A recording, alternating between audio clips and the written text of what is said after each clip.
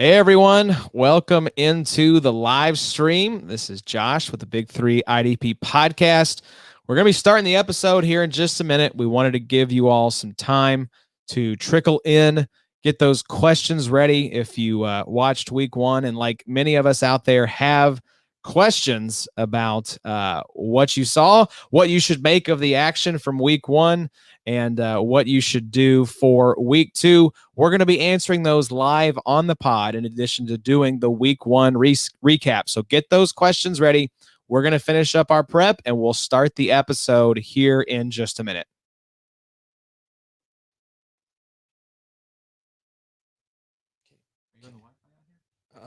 It's just everything's been kind of slow.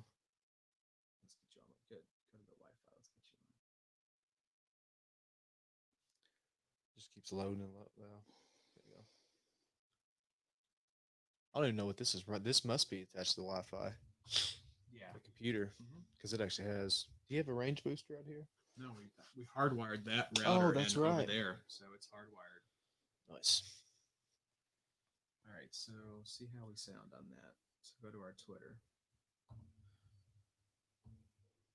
Those questions in. Thanks, Addie.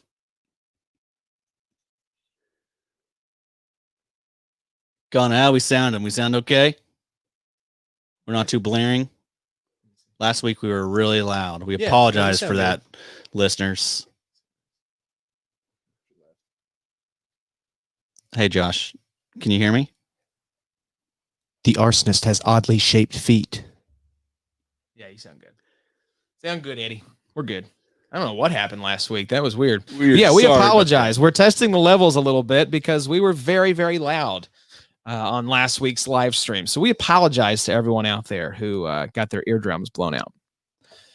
But let us know if you're out there watching. Do we sound okay? Hopefully we're not too blaring. We're going to be starting here in just a minute. Get those questions ready. We'll be answering waiver questions, lineup questions, guys you should drop, all that good stuff.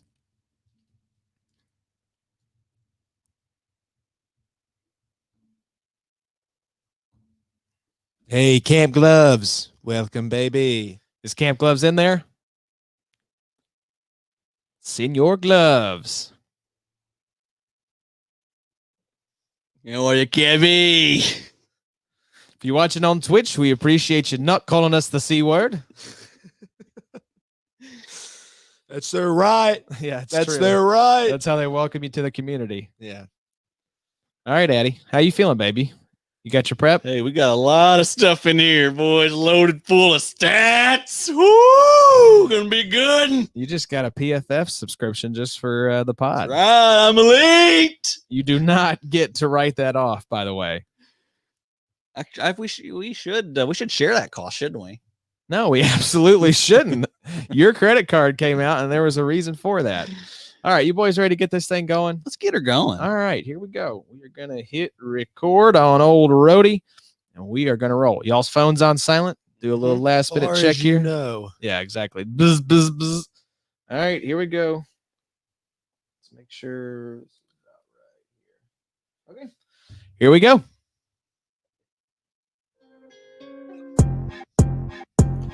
It's the big three. It's the dream team.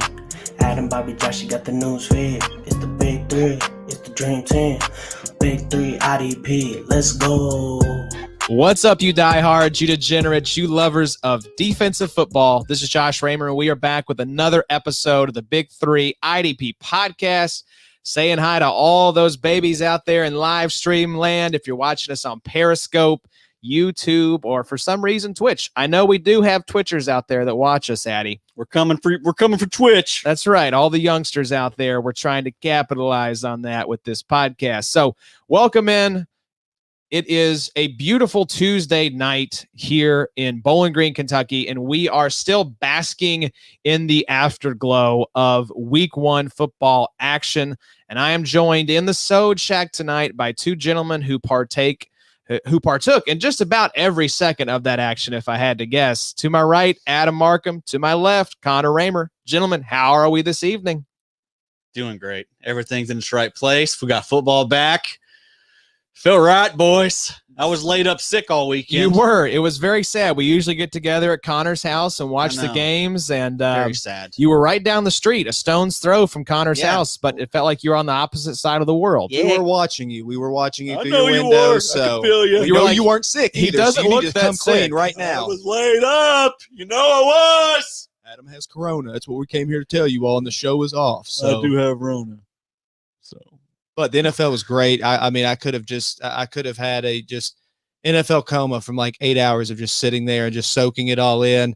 And especially with everything going on, you think we may not have a season. And I thought it was just awesome, not to jump straight into it, but that's what we're doing. We're jumping straight in. Hey, we'll go in head first. And it's funny because Thursday felt a little weird. It didn't quite feel right.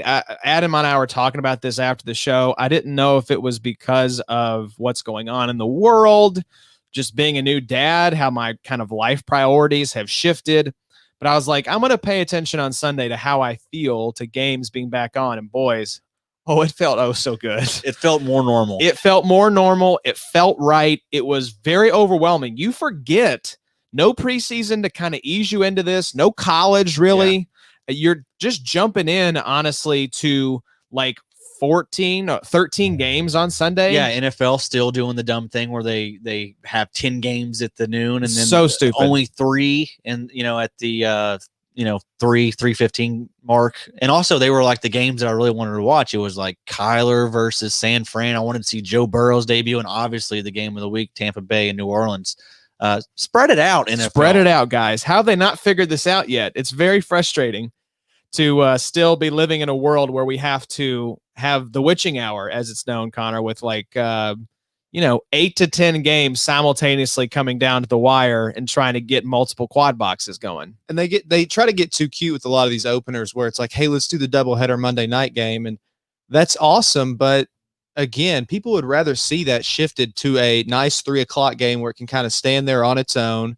And I would love to know who actually stayed up to watch the end of what was probably this guy did. We'll talk about it. My matchup in our main league, the XFFL, this is not an exaggeration, came down to the final play of the final game on that last drive, that Jerry Jeudy drop, that Jayon Brown ankle tackle, literally got me a 0.96 point win, not even a full point separating me between Sam in our week 1 matchup. Beautiful. How'd you do this week? So I went 5-1. It was a great week 1. I only lost to Joey in the Unreal Tournament League.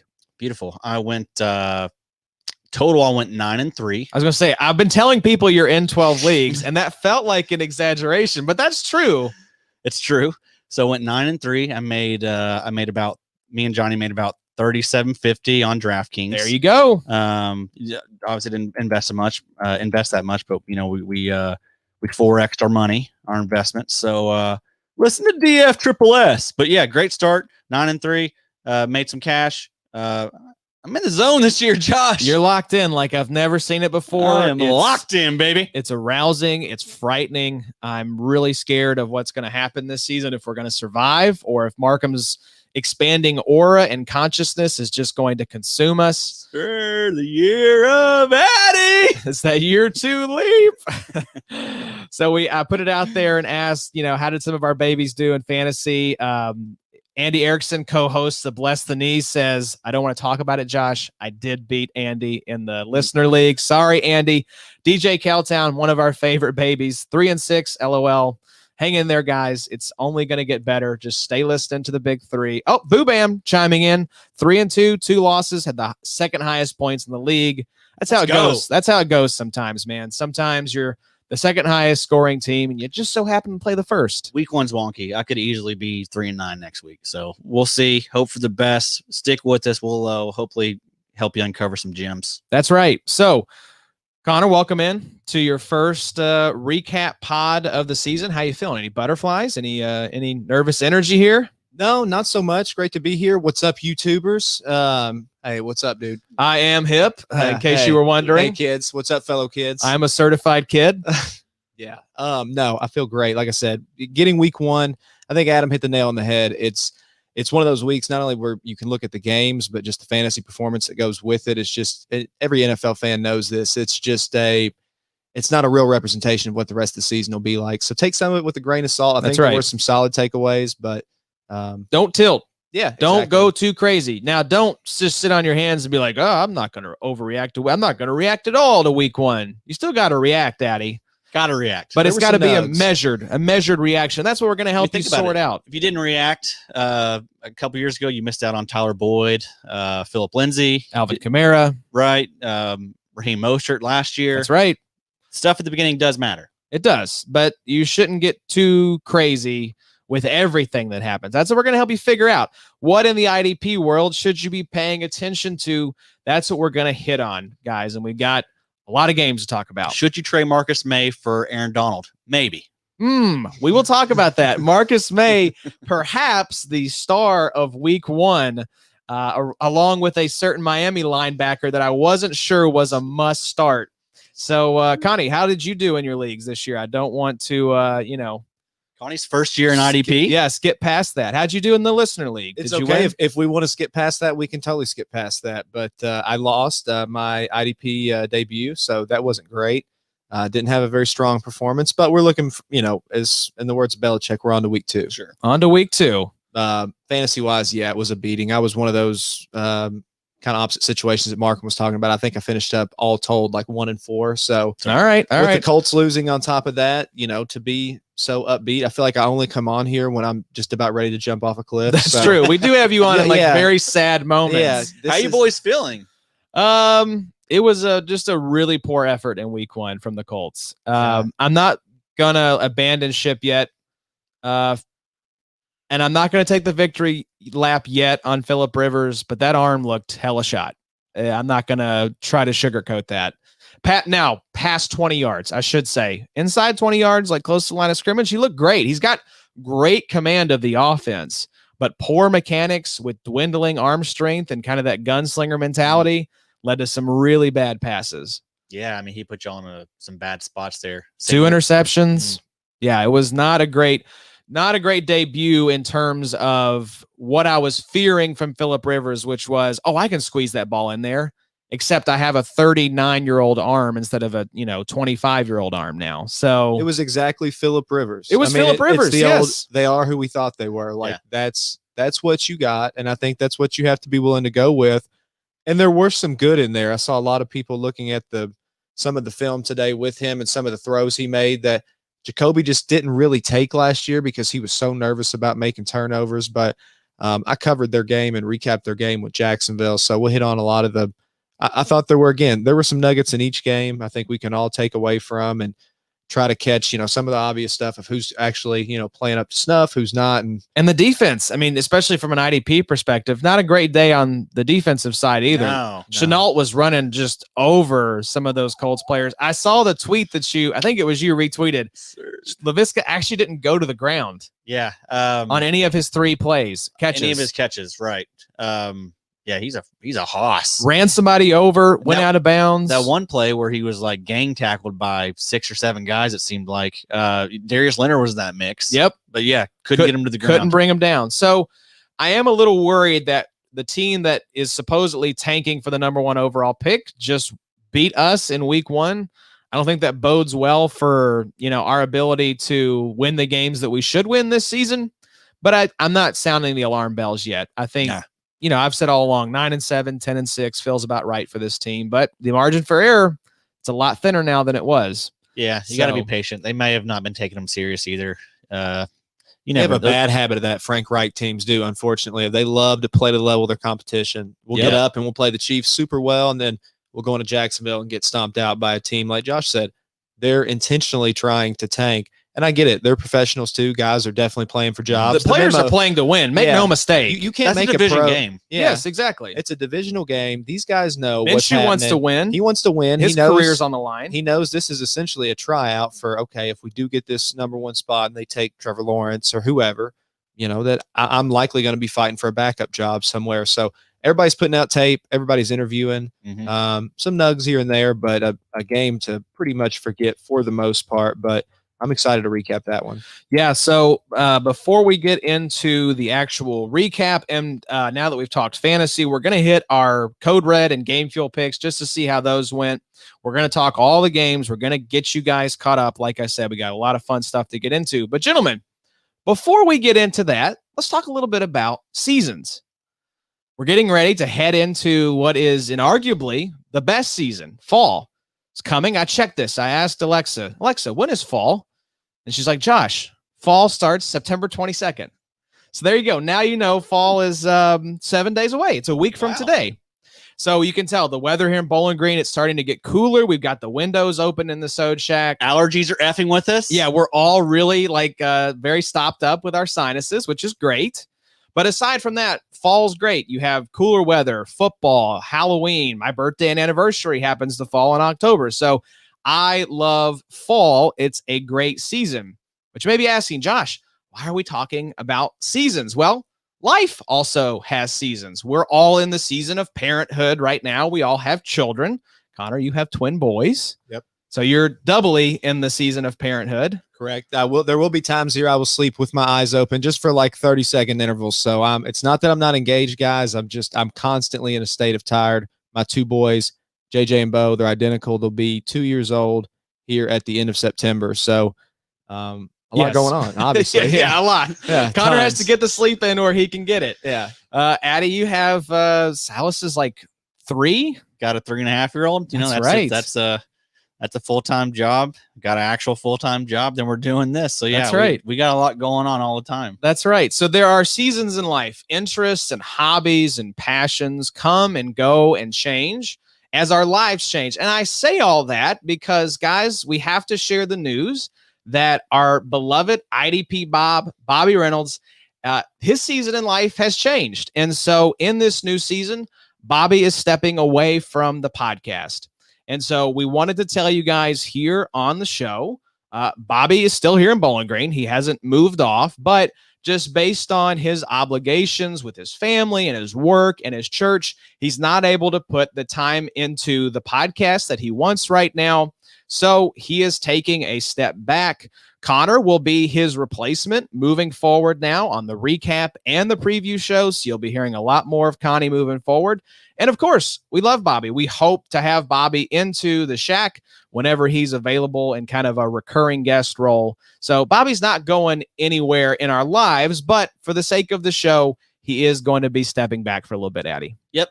Always going to be a founder. I imagine he's always going to be involved with the podcast in some form. Like you said, I think we can probably convince him to come do a guest spot or two. I was going to say, I don't think it'll take much to twist his arm. Yeah.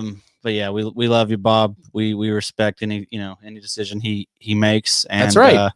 It's not easy. Yeah, it's tough. We all love this podcast. Listen, this is a hard thing to do week after week. I mean, for real, there's sometimes where it does feel like a chore, but we get it. I don't have 2 kids. His kids are a little bit older. I mean, Bobby's also, he's practically a business owner. A business owner. Bobby has a lot going on. Like there is no doubt about it. Yeah. So me and Josh, we got a little, we're a little more loosey goosey on our careers. My child is not even crawling yet. So we just got one of them. Yeah, just got one. He's just turned 7 months, so he's a little easier to manage. But yeah, I work from home. I have a lot more flexibility. So there's been no drama. We're all like exactly. super close. This is not like bros. We love each other. He is plotting to blow up the Sode Shack. That's right. So if we go down in a fiery death, I need you all to look into Bobby. Yeah, he did this. Track his phone, see where he was. No, but really good point. It's we love Bobby. This is not goodbye. It's just we'll see you down the road, Bobo. Thank you for everything that you have brought to the Big 3 IDP podcast. I feel very confident in saying that this podcast would not exist knowing its history if it wasn't for Bobby. Nope. So this was a solo pod for the XFFL. That's if you trace it all the way back, that's where it comes from. And Bobby was the one who stepped in as my co-host, and then we added Adam. And then we started the Big 3 IDP podcast. So just wanted to give you guys a heads up that that's where Bobby is. That's what's going on. But gentlemen, let's jump into the football action. And the first thing we want to do here is review our Code Red and Game Fuel picks of the week. So Addie, let's talk Game Fuel, baby. Game Fuel. Inject this playmaker into your lineup. So you picked A.J. Johnson, and A.J. Johnson scored 15 points. And we'll talk about it. We're not going to go deep into detail here because we're going to talk about these guys. Looked outstanding. Looked like every bit the playmaker we expected from the man chopping down trees in his backyard. Yep. We warned you. I'm not going to act surprised. We're not dopes. We're not dopes. As you like to point out. So my pick was Nick Kwiatkowski. This was looking really good. He had 7.5 points on just 32% of snaps. Unfortunately, had a pec injury. It's not season ending from what I've seen so far. But I think if he had stayed in the game, he probably would be in that 15 to 20 point range. So can't predict injuries, 100%. But it was a nice pick. And now, Eddie, let's talk about Code Red. Code Red. Stay away from this player. Our Code Red picks were Yannick Ngakoue. That's who you chose. Put up a big fat goose egg. Yep. 0 points for Yannick Ngakoue. The beer goggles were on. No points. My pick was Jadeveon Clowney. He had 8 points. He looked pretty good, too. He did. He did look good. He got after Drew Lock a few times. But that's a good call. I mean, that's, new situation. I just wanted to pump the brakes. I'm not going in expecting a whole lot from Clowney. Did you watch any of that game? That late game? That's past your bedtime. No, I was fading fast. I mean, like I mentioned with the kids, I turned into a pumpkin around 10, but I stayed up pretty late last night. I was up till probably almost 11, so I caught the majority of that. But yeah, I mean, you got to think Jadeveon. I mean, you have to be motivated at this point to just the fall from grace that he's had, the embarrassment with the contract holdout. I think he basically had to fire his agent, get another new agent, and he had a contract the next day. So, go to a former divisional team there and have a chance to stand out. So, we'll see. It kind of makes me a little nervous. He's going to be a difference maker for the Titans. Yeah. I think might be. They see him as that missing piece, I feel like. Can he be that guy? I think so. Because they're not looking at him as like, you're one of the best defensive players on our team. Doesn't have to be. It doesn't have to be. They didn't need many more weapons. No, they really didn't. Physical that team, defense is really got nice. A lot of help. Yeah, I mean, that's a nice line. Harold Landry and Jeremy Simmons, or Jeffrey Simmons. I mean, that's nice. Jarrell Simmons, just combine the two defensive tackles. That'd be a hell of a player right there. And Clowney kick. That's the biggest thing they needed. Gosh, yeah, they've got to get old Gostowski out of there. You just felt so bad. I mean, it was like watching Vinatieri. He fell from, I read, and I may be off a number or two, from the 5th all-time spot in one game to like the 9th all-time spot. Wow. He had that bad of a night. It was awful. Yeah, it was really bad. They're lucky they won that game, and they're going to stick with him, which I know he won you the game, but come on, Vrabel, get you a new kicker in there. That just shows you how bad the kicking situation is in the NFL. If they're like, yeah, this dude missed like 3 or 4 kicks, but we got to stick with him because there ain't nobody else out there. That's bad. But boys, let's talk. Let's get into the recaps here. Really excited to talk about these games. And we're going to start with the primetime games. These are a little more fresh on our minds because they just happened. And we're going to start with the Los Angeles Rams and Dallas Cowboys. This was in the brand new, beautiful SoFi Stadium. Connor, I know you watched this the Sunday night game. That stadium, California, I can take it or leave it, but they built them a nice stadium there for the Rams and Chargers. It's like they were playing in like an Apple's headquarters. Like seriously, it was like I was seeing that one of the biggest things that Jerry Jones said he loved about it was it looked like you were outside while you were inside. That's right, and that was a really just dumbed down way to explain it. I'm sure to a lot of fans that weren't paying a lot, just catching the cliff notes on it. And that's kind of what I saw. Obviously, watched the game, but. What was it? The final bill came to like $4 billion. $5 billion. The most expensive one before that, I believe, didn't even crack $2 billion. Yeah. I mean, that's like putting together, Jerry World, the new Minnesota Stadium, Lucas Oil, a few others. Pretty much. The new Raiders Stadium. I mean, you could probably legitimately add all of those together and you got SoFi. Yeah. Palm trees. You have the open end. So they said the ocean breeze can kind of come in. They have the transparent roof so you can see up to the sky. It's a nice place, but let's talk about the game, Addy. We had some. Let's talk more about that structure, baby. Yeah, they're doing a big documentary on. I think it's the History Channel or the Sci-Fi Channel about it. Talk architecture with me, baby. Yeah, stadium pod now, baby. All right, let's get over to Las Vegas now, boys. Let's talk about the new stadium over there. I'm excited to see that one on Monday. I haven't seen the inside of it yet. It's gonna be fun. They call it the Death Star on the ESPN promos, which is a little dorky, but ESPN owns Disney, so I guess it owns, or I guess it all works out. All Yeah. owned by the same It's company. pretty smart. So, headline. We're for these games. I'm going to try to give you all a headline that summarizes everything we're about to talk about. The headline for me: Alden Smith is relevant, and Taylor Rapp has been Thanos snapped. Unfortunately, let's talk about linebackers. I've kind of broken this down by position here. Just going to hit it, and then we're going to do a little discussion. Micah Kaiser, Leonard Floyd were the two big linebackers for LA. Decent games, 100% of snaps for Kaiser. Floyd, 94%. Still a stay away group for me, Addy. I don't want anything to do with these LA linebackers. The big news out of Dallas: lost Leighton Vander Esch to a broken collarbone. And Addy, do we have an update? Can you see if there's any kind of timetable on his return? The last thing I saw was 6 to 8 weeks. That's still what it is. Okay. They're still planning on bringing him back. Good luck. Good luck. Yeah. Jalen Smith played 100% of snaps, 13 points. Now, Alden Smith, who is either a linebacker or D lineman, depending on your platform, he was the highest scoring player, 19.75 points on 74% of snaps. Now, we joked about it on the last pod, but he showed up big time. And if he's a DL in your platform of choice, go grab him. But I think even if he's a linebacker, he's worth a pickup. What was it? 2012 when he had 19 and a half sacks? That's right. That's 2012 insane. or 2013. It's been That's damn near a decade. That is insane. Yeah. So Alden Smith is back in our lives. We know about Aaron Donald. If you watched it, you know that Aaron Donald absolutely wrecked this Cowboys offense. Chokeslammed Zeke. Yeah, he only recorded 14 points, but I said he deserved about 140 points. 10 pressures. Led all players with pressures in week 1. He's a professional bully. That's the way I read him described. And I was like, man, that just fits to a T, because it's like a Quentin Nelson on defense, but he just demoralizes people. He just crushes them. He takes their soul. Michael Brockers, 13 points on 74% of snaps. No thanks. 4 pressures. Yeah, so Decent. That's okay. Leonard Floyd had 3. Yeah. DeMarcus Lawrence, Everson Griffin didn't make a big impact as far as points go. They had just 3 and 6 points respectively on 63% and 58% of snaps. I'm not too worried about it. I think the LA offensive line actually was pretty stout after being a dumpster fire in 2020. The real story here, though, is Jordan Fuller, who played 99% of the snaps. And we do have to ask, Addy, has he vaporized Taylor Rapp, who only got 21% of snaps? Now, all the stuff I was seeing on Twitter was saying that, Rapp hasn't been healthy. It's a new scheme, no more Wade Phillips. So he's having to learn a lot. So he's just behind. That's all I've been seeing, is he's just behind. And you have the old adage, you never should lose your job to an injury, but it happens. It happens a lot. That's the situation I'm worried about. How do you take Fuller off the field after that performance? Yeah. Kids call that getting Wally pipped.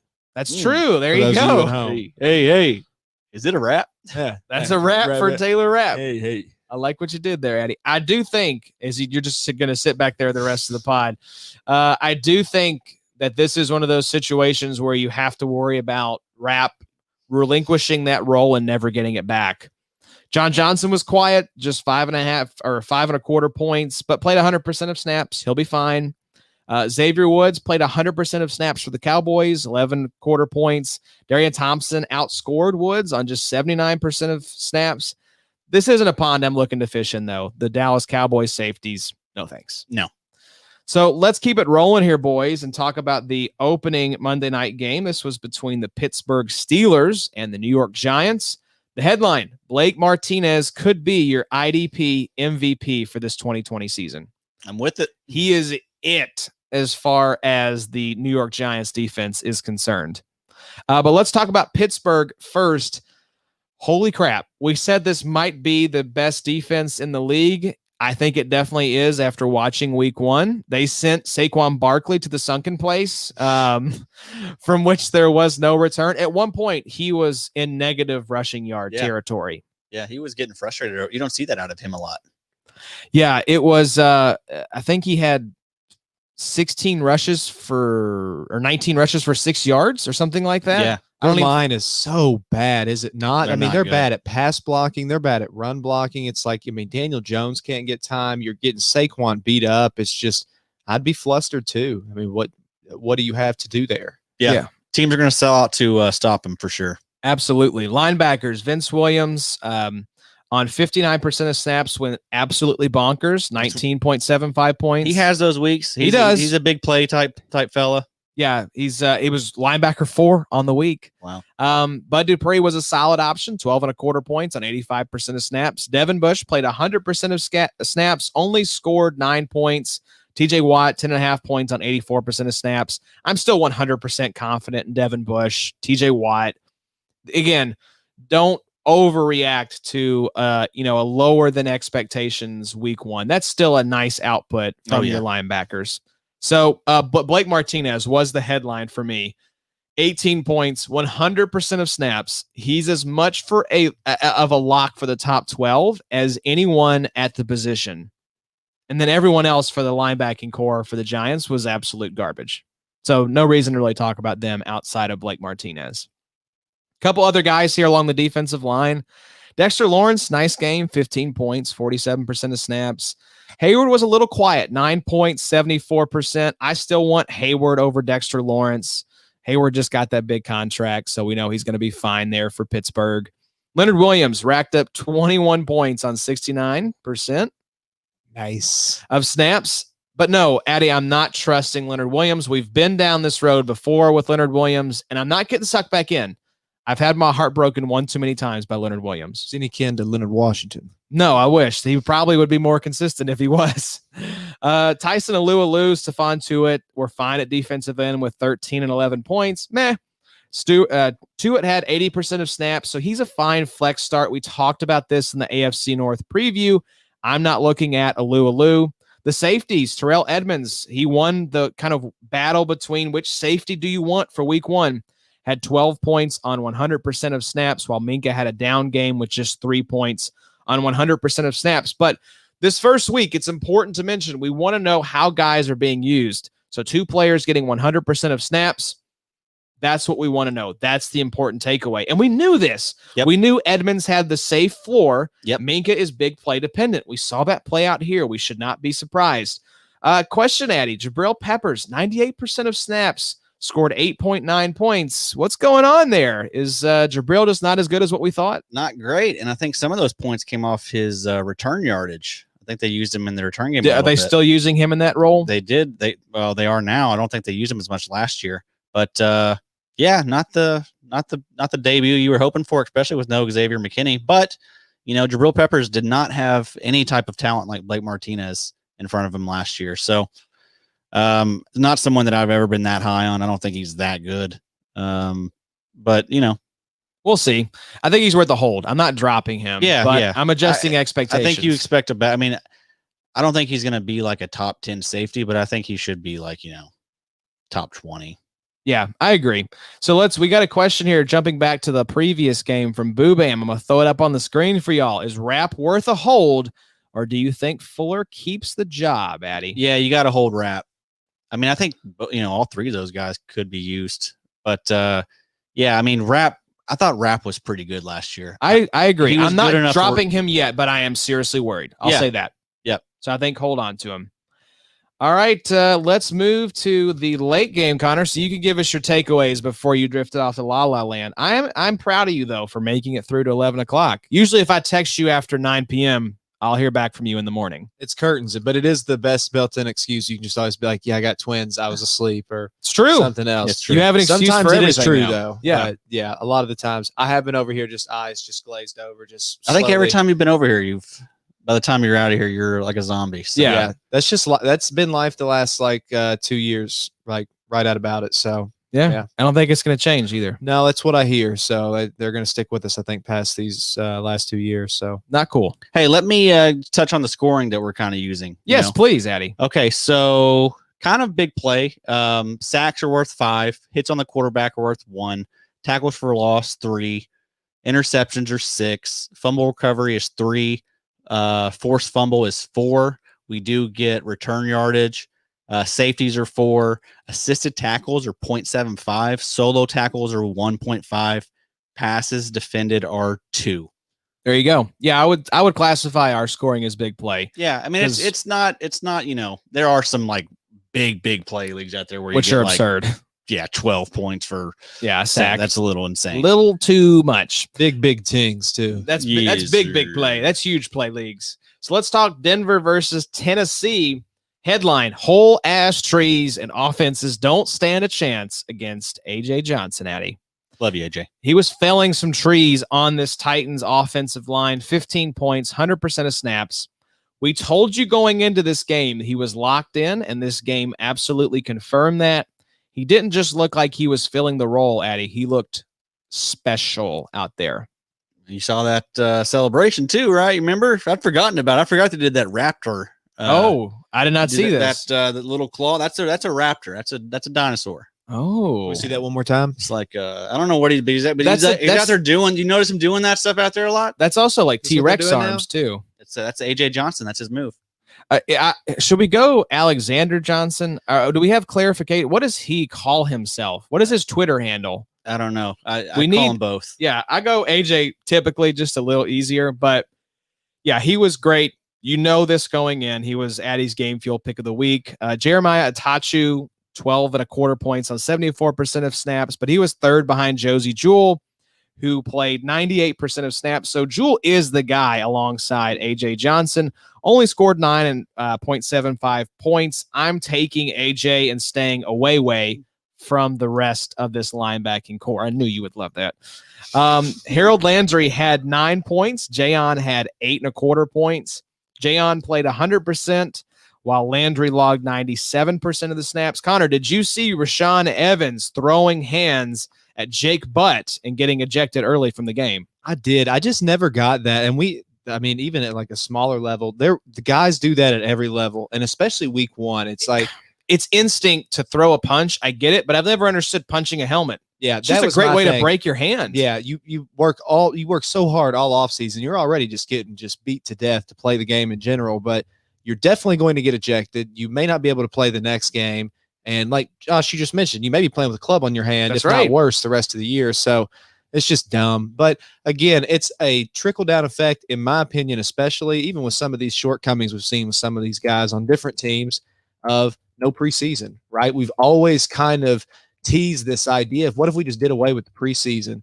And I think some, tempers flaring and people being turned around and mixed around and, seeing those that are veteran teams that could stick with it and have solid performances. I think that trend, all of those trends kind of followed true with, no preseason games. Yeah, you haven't gotten a chance to really get the energy out against anyone besides your own team in limited scrimmages. So get on the field and start mixing it up with folks. Tempers are bound to flare, but I know that helped me out in the XFFL, Addy. Sam actually had Rashaan Evans and got ejected, probably in the first quarter. That lost in the game. That lost in the game, yeah. So if he had Rashaan Evans, there's no doubt he brings out that win. But I will take less than a point win. Thank you very much in week one. That's right. So let's talk about, last note on the Titans linebackers. My prediction, somehow, inexplicably, these three linebackers are going to finish one right after the other in the final rankings.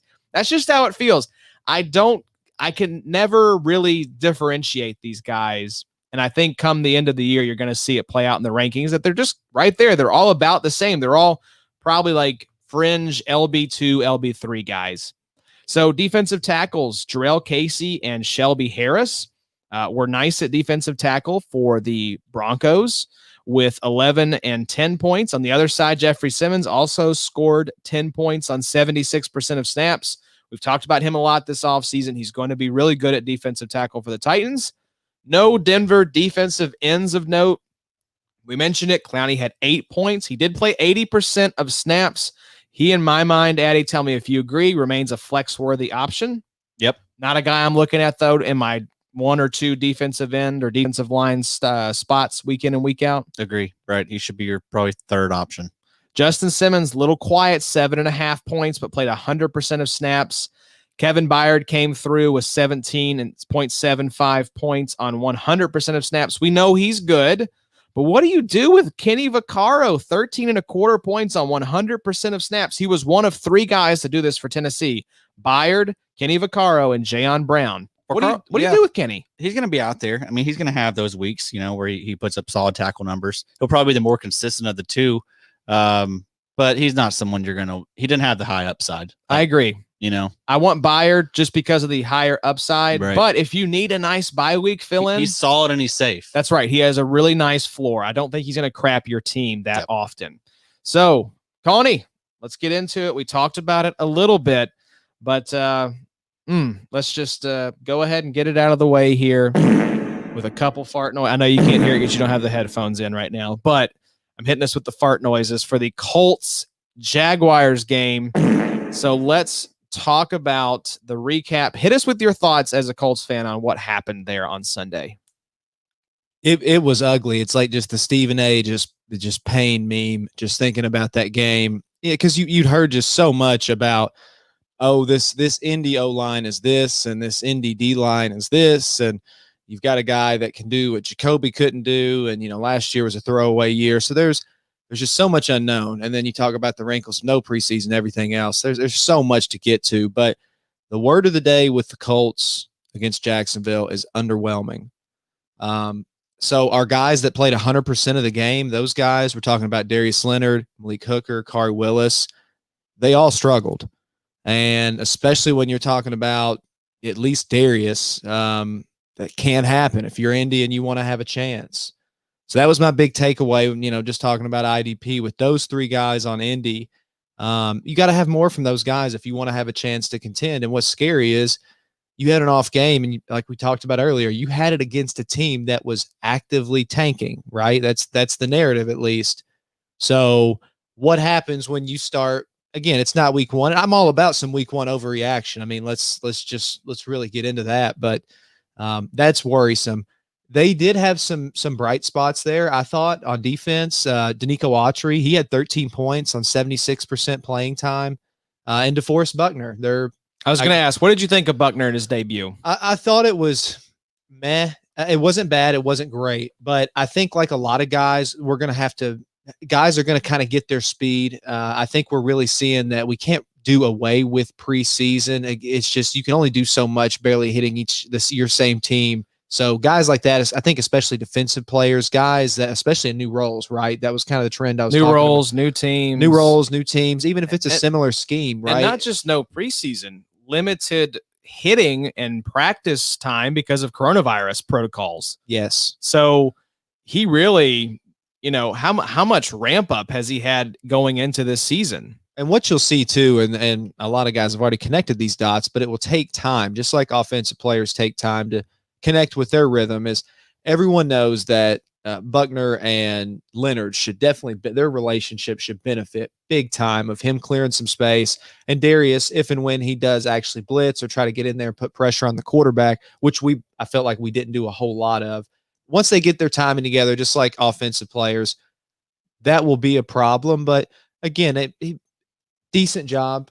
He had some bright spots, so I won't beat up on Buckner too bad, but I think at least a handful of preseason games, one or two, would have helped a lot. Because like you mentioned, even in practice, very limited physical space. So I think new guys on new defensive teams, it kind of showed their inability to shine like they probably normally would under normal circumstance. Yeah, it was just a flat performance all the way around. The offense, we did some things well. That's not to say that we look like total crap, but it could have been a lot sharper. It could have been a lot better.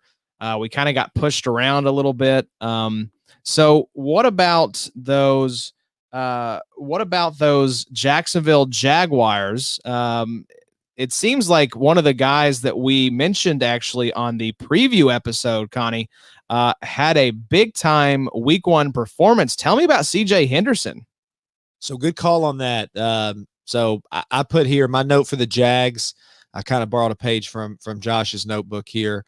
I think the Jags may have their future cornerback with CJ Henderson. I agree. He looked awesome out there. So Ramsey's gone, and pretty much everything's gone. So that's just another kind of kick in the groin when you take a look at who you actually lost to, who the roster is here. And these guys are pros, so not to take anything away from them, but they have got their cornerback of the future. I think that's their future, Jalen Ramsey, hopefully with less baggage, because he played really well. He had a huge day with 19.5 points on 84% playing time. He broke up the final pass intended for T.Y. Hilton. That was the 4th down throw into the game. Yeah, big plays there at the end. He's, chasing around who, has been your ace there for Indy for a while. I could go on and get on my high horse about that, about, having some shortcomings down the stretch from the offense, especially big guys like T.Y. But you got to give a tip of the cap to the guys on the other side of the ball. And C.J. Henderson, that was my first takeaway. And you can tell immediately he was somebody that stood out. So, again, he had a big day, 19.5 points on 84% playing time. Miles Jack, another monster game, as you all would expect, 19.25 points on 100% snaps. And another solid secondary performance from safety Josh Jones, who had 13.5 points on 97% snaps. And just really the moral of that game is the Jags just bullied the Colts, and they controlled the tempo most of the day, and they just controlled both sides of the ball. So, I think Gardner Minshew was like 20 of 21 or like 19 of 20. I mean, he maybe had one incomplete pass. So it's not like they were absolutely just dicing the Colts up. And Philly Riv had 300 or 400 yards in his Indy debut. So it's frustrating to see, but that just goes to show you, you put a little pressure on them, but just all in all, they converted when it was time, and they probably didn't make those big boneheaded errors. So, that's true. They didn't kill themselves like we did. Yeah, bright spots on both sides, though. What do you think about Visca? Who's that? Also, shout out to Nat. Love you, home. Is she watching? She said she asked me if I was enjoying my salsa. Oh, that's what you were laughing about. I was wondering. So yeah, Visca looked great. He looked like a wrecking ball out there the few times he got the ball in his hand. Are we worried about Josh Allen at all? I know I said temper expectations. This is a good offensive line. I don't think so. Yeah, I'm not worried about him. I think he's going to bounce back. And Joe Schobert, same thing. Miles Jack, that was great. He was everywhere. Yeah. I noticed watching that game. I was like, man, Miles Jack is all over the field right now. Yeah. So not a surprise that he would be the leading point scorer there for the linebackers. But let's move on. We could sit here and commiserate over the Colts loss all day long, but let's talk about Seattle versus Atlanta. Connie, what were your takeaways from this game? Seattle's good. They have the best safety and linebacker duo in the league, in my opinion. That's right. You're obviously talking about Bobby Wagner and Adams there. So you got two guys that I feel like are, and of course, those are guys that are picked up in every league. But talking about their stats, Bobby Wagner had 13.75 points on 100% of snaps. Adams had 23 points on 100% of snaps. Great game. Yeah, big game from him. And of course, Atlanta slinging that ball around with Matt Ryan in their hideous new uniform. They're so bad. I'm very excited here, though, as a former Quandre Diggs manager, to see him with 15.25 points on 97% of snaps. Because that was one question we had, Addy, was Marquise Blair, Quandre Diggs. Who's it going to be with Jamal coming in? And it looks like it was Quandre. Yeah, you love to see that. I mean, potentially, two startable safeties there. I mean, obviously Jamal is a startable safety. You're never going to not start him. But yeah, Quandre was a guy that I've always loved. He's a type of, a Swiss Army type guy, can play in a lot of different spots. Maybe Detroit shouldn't have traded him. They do have three nice safeties. I won't take that away from him, but yeah, really good player. Just seemed like, we're kind of tired of you, Quandre. Seems like a good locker room guy too. I mean, he always has the respects of his teammates. So yeah. So what about Atlanta, Connor? They got their butts whooped up and down the field by the Seahawks, but which defensive players stood out there? Had a few guys I made some notes on here. So besides just getting beat up in the uniform department, Atlanta linebacker Deion Jones, he had a pretty nice game, 14.25 points on 95% snap count. Tack McKinley, a name I'm sure we all recognize, has underperformed in seasons past. He ended up having a solid afternoon with 12.25 points on 69% of snaps. Very nice. Also nice, Addy. 6 pressures. Was that second most? It was up there. It was up there. I mean, Aaron Donald had 10. Aaron Donald, yeah, it was probably in the top 10. Top 10 in terms of pressures. So still not buying in Tack. Tack is highly motivated this year, though. I will say the team declined to pick up his 5th-year option. So boy's playing for a new job. Yeah, that's what we said earlier about referencing the Jacksonville game. Everybody's putting out tape, and this is an interview for everybody. So, hey, decent game from him. All things considered, taking the loss. But Grady Jarrett, the defensive tackle, I mentioned him as well. He had 12 points on 80% snaps. And defensive end or edge, Dante Fowler, he had 9.25 points on 79% snaps. Yeah, so Dante Fowler, that was one guy we were wondering about. How's he going to fit in there? Key addition. I like what I've seen so far. I've been rising on Fowler. I think just with him being the number 3 overall pick in Jacksonville and kind of washing out there, going to LA, finally breaking out and living up to the potential that we expected from him. Yep. I think he's going to be a nice addition there. I think so too. I mean, and maybe we should be more optimistic about Tack. I mean, this is the best defensive line that they've had in a while. I mean, that's Grady Jarrett and Fowler. Those are 2 really nice pieces. I'll be honest, he was my dark horse breakout pick last season, and he absolutely sucked. Tack. Yeah, so You're just jaded on him. I'm hurt. I'm really hurt. I put myself out there with him, and he just totally crapped the bed. Yeah. So Tack, his sack. I mean, it seemed like a missed assignment. It was pretty much just a wide open hit on Russell Westbrook. He drilled him, but wasn't really that impressive. If you have a lane to run through that's as big as a semi truck, doesn't require a whole lot of skill, but running forward. But those 6 pressures that did make me perk up a little bit. Now I know Tack is a great first name, but if you're that close, just make the switch and be Sack McKinley. Ooh, that's a really good call there, Josh. We should just be branding I love your brain. You have a nice brain. Thank you. Print the shirts. So, Dirty Birds, Keanu Neal, Addy, are we, How'd he do? How did he finish? I forgot to check Keanu. I think he was single-digit points, if I recall correctly. That's a shame. Yeah, I'll look him up real quick. This is a little bit different scoring from what Connor's looking at here. Yeah, it's just 6 points, week 1. So Foysaid had 6 tackles for 7.5 points. I've said all along, I'm just not going back to the foyer. Well, yeah, I went there last year and just didn't work out. So let's keep it rolling, though. Let's go over to, speaking of beatdowns. Holy moly. Is it any reason old OBJ, the poopy one himself, wants out of Cleveland? I mean, we can go ahead and give him some more of the fart noises here. But is there any doubt that he wants out of Cleveland after that disastrous showing in week 1 against the Ravens? Connie, we know that the offense was not really that great, but let's talk defense and let's start with the Cleveland Browns. How did they look? Not great, but Baltimore has a tendency to do that to teams. They did it last year, and I think they'll continue to do that this year.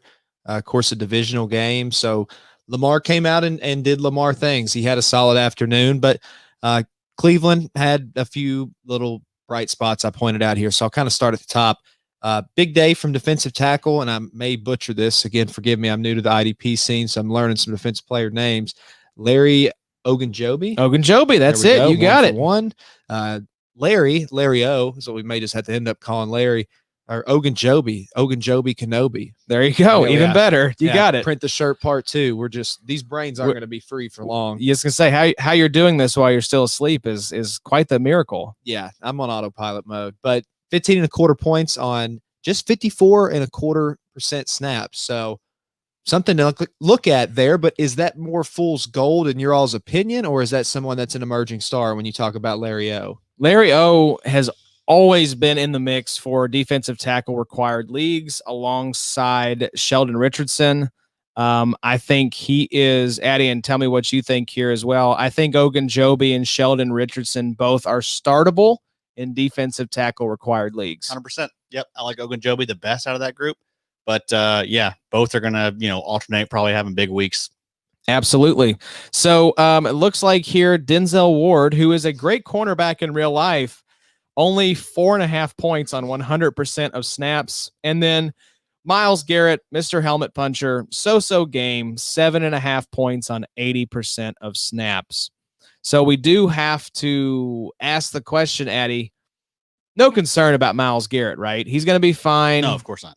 This was just one of those games where don't be dumb. Don't be dumb, guys. Don't get too cute. Don't be idiots. Don't be idiots. All right, Connie, what about Baltimore? This is a team that's very interesting there with some of the new guys that they brought in this offseason. What did you notice? So one of the things I noticed there, it's kind of a similar situation we're talking about. Is this more of an outlier, or is this something to actually look at? But a veteran LJ Fort, linebacker there, I'm fairly certain, had a big afternoon for Baltimore with 19 points on only 31% of snaps. That's very nice. He had a fumble, a forced fumble, and a fumble recovery. So that helps a lot in a big play league. And the reason I'm likely say it's an outlier, like a lot of folks, is you've got two monster rookie linebackers there with Patrick Yas Queen. Oh, wait, we've got you here. Yes. Yas Queen. Yeah, so Patrick Yas Queen, he posted 18 points on 73% of snaps. And then his fellow stud rookie linebacker, Malik Harrison, posted an impressive 8 points on only 28% of snaps. Question, is this Marvin Harrison's son? Oh, it's a great question. He's not. I would be shocked if he was, but means he's probably got dark past. Right. Marvin Harrison, you guys need to do some digging into him. He's not a good guy. I got from that era, I got the Bob Sanders jersey on tonight go. in celebration for IDP. So. We'll talk about a guy that is being labeled the next Bob Sanders, hopefully with less injury risk. But speaking of safeties, Chuck Clark sounds like he did all right for week 1. Yeah, I have notes here saying that Chuck had a solid performance, 11.5 points on 100% snaps. So somebody to consider if you maybe need some safety help. That's right. He's a guy that's probably owned in most of your leagues. But if you had questions about, what should we expect from this guy that came on strong at the end of last year, Addy, it looks like at least for week 1, Chuck Clark is validating all his fans out there that said, play Chuck. He's a nice option. Yeah, of course. He's going to be fine. So let's keep it rolling and talk about a game that on paper did not look that appealing. It was the New England Patriots versus the Miami Dolphins.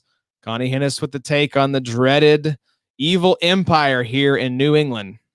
So it was weird to see Brady take the loss, but New England get the W without him. So the Cam era, it is officially underway, and it did start with some strong defensive performances. Safety Adrian Phillips finished with 23.75 points on only 69% of snaps. That's very nice. A lot of 69 jokes tonight. I love it. Yes, We're going to sir. go back to that well repeatedly. You should expect nothing less. Yeah. So that's going to keep happening. I'm sorry I can't help myself. Connie's bringing. Yeah. Cornerback Stephon Gilmore, available in a lot of leagues, it looks like as well. Had a big afternoon, 14.75 points on a 95% snaps. So he played quite a bit, but had a strong outing. You got very limited options on this team to rely on past these two, in my opinion, for people to look at for some consistent options, at least from this game with Miami. Cam gave him that work on the field, and after the game, he almost gave the entire team the work. I don't know if you all caught that, but I think he was trying to brawl with the entire Dolphins team. Well, they tried to snatch his chain. We're talking about an Aqib Talib Is that what it was? Crabtree situation. You don't do that. They snatched his chain. Oh, they actually did that. Yes. Okay, They got see, it off him. Yes. He was wearing it during the game? Yes. They got his chain. So he was like, of course, Yeah. was trying to brawl with these guys. You don't go after a man's chain. No. That's rule number 1. Yes, sir. Have some respect. We don't need preseason to know you do not go after a man's chain. Don't you like my chain, man? So Chase Winovich had a decent outing. The lone defensive end there of note. Welcome to the squad. That's right, Eddie. Tell us about your trade that just brought old Chasey baby into big pick lovers orbit. Hey, well, I only make big boy trades. Big things only, baby. 13 points for Chase Winovich, we should point out. Beautiful. I like it. We've loved the long-haired boy all this offseason. He's a wild man. Great. The Michigan kid with the flow. Oh, that's right. Yeah. Yeah. Oh, yeah. He's a monster. Oh, yeah. I mean, and Give us the deets on the trade. It was a nice little trade for you. or the big one. So I got rid of Julio. This is a dynasty league. Julio also contract. This is RSO. Shout out, best platform in the world. So Julio Jones, I have him in there. He is like $36 million per year. That's a lot. It's a lot. It's about as rich as it gets in that league. I think it's the most expensive wide receiver. It's up there. So yeah, had Julio. He's aging. My team we're a contender, but also I kind of I'm in a weird spot. Like I maybe should kind of think rebuild at some point. I've never rebuild. I've never rebuilt in this league. You made the playoffs all 4 years. Only team that's done it. Sure. Hey, That that's year what I two. do. Hey, I don't rebuild, baby. We just retool. I think the typical saying is reload, but retool works as well. Retool's good too. So finish out the trade, Addy. Let's Oh, yeah, sorry. just getting a little Where are distracted. Yeah. Got to crack open beer number 3. Oh God, who let you bring 3 beers into the Sode Shack? Sir, 5.8 ABV. Please, God, finish the trade before I cut your mic off. All right, so 36 million Julio Jones for Mike Evans, Chase Winovich, Corey Littleton, and a 2021 third, baby. And it's funny because you traded Mike Evans away To the same dude. To the same dude. Shout And out Lee, the Dr. Leesus. Yes, Dr. Leesus. You had the Bobby Classic, the boomerang trade. Bobby is known for this, trading a guy away, and then that comes right back to him a couple weeks later. We all know that Big Mike's one of my boys. That's right. I ain't scared of no hamstring. But you ain't scared of big contracts either. No, sir. That's But I right. mean, the money worked out to be the same. I ended up getting, 3 more guys and a pick, and the money is the exact same. There you go. All right, Connie, back to the game here. Miami Dolphins, what'd you take away on the Sorry, boys. defensive side of the ball? Yeah, there were quite a few things I liked with Miami's team, at least in terms of their performance that day. You can start with linebacker Jerome Baker, absolute monster afternoon, 30.75 points, played 100% of the snaps. And a rookie defensive tackle that I thought the Colts had their eyes on pretty heavy if they didn't end up making the push for DeForest instead. But it's rookie defensive tackle Christian Wilkins from Clemson. He had an impressive NFL debut with 20.25 points on only 76% of snaps. Or second year, excuse me. Yeah, that's not rookie, but a second year defensive tackle Christian Wilkins. Had a great game. A few other notes here. Safety Brandon Jones, great outing as well, or solid outing, you should say, 12.75 points. He only played 60% of snaps himself. Miami newcomer Kyle Van Noy, former Patriots, so you thought it'd be a little bit of a grudge game for him. He had a decent afternoon with 10.5 points on 73% of snaps. My question, I guess, recapping this game, looking at who you have to pick from on these two is, like you mentioned earlier, are you fishing in this pond? Do either of these divisional opponents, do they give you limited options, or there's some more here that I've missed? Because again, I'm green at the whole IDP thing. So No, this is good. This we mentioned this in the preview pod that both of these teams are very short on options. I think I actually said Jerome Baker, not a must start. Addy was like, no, you should actually start him. Yeah, we started him. He was linebacker 1 by 10.5 points over Miles Jack, who was LB2. So just a monster week from Jerome Baker. I think he's a guy that you can start with confidence. We'll talk about it in the preview pod later on this week. But he's a guy I feel great about. Christian Wilkins, not so much. Probably a yellow light situation. And then nobody else really from that squad. I think from the Pats, Addy, you could go Stephon Gilmore in CB required leagues, Adrian Phillips, Chase Winovich. One of those linebackers is going to break out. I still think it's going to be Juwan Bentley.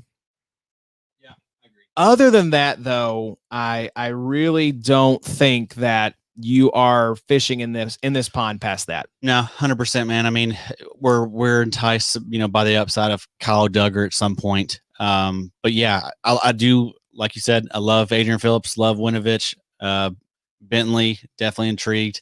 But yeah, for the most part, I'm staying away from really both of these teams. I mean, outside of Jerome Baker, and I do actually like Christian Wilkins. I was a big fan of him coming out of Clemson.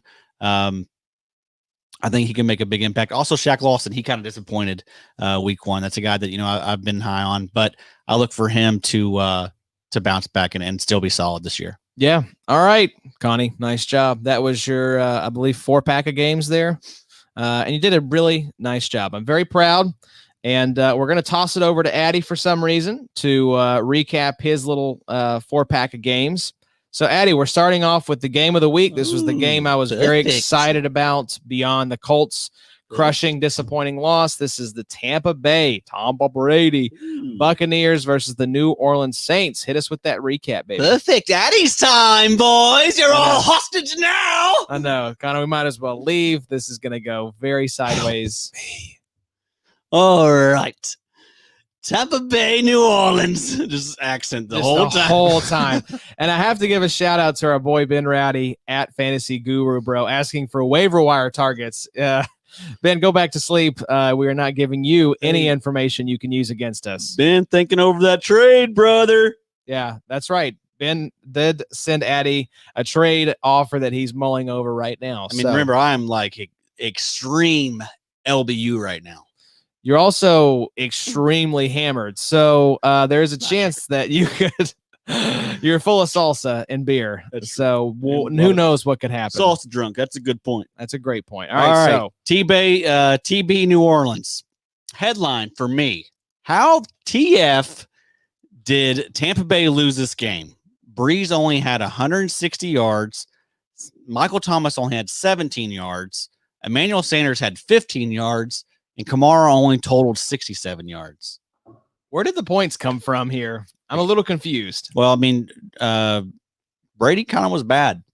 He had a pick six. Arians went after him a little bit. And I feel like that's going to be the common theme is like, if you're going to come here, you all know how BA is. He has never been one to just let things slide. He is going to speak his mind. And I'm just, not that that's not what happened in New England, but we'll just see how Tommy, because I think he questioned maybe his grittiness was part of it. He's on the overthrow with Mike Evans. I know he called out Mike today. He did call out Mike Evans. So he originally called out Brady on that and then reversed course and called out Mike Evans. Called out Mike. Also said that he felt awful about not getting Mike involved. So Arians is just all over the place. He's going through menopause. He's spiraling. Yeah, he's not doing well. Sure. So yeah, I mean that was my main takeaway, but let's get into it for the IDP takes. So Devin White finished with 17.75 points. Levante David had 20.5 points.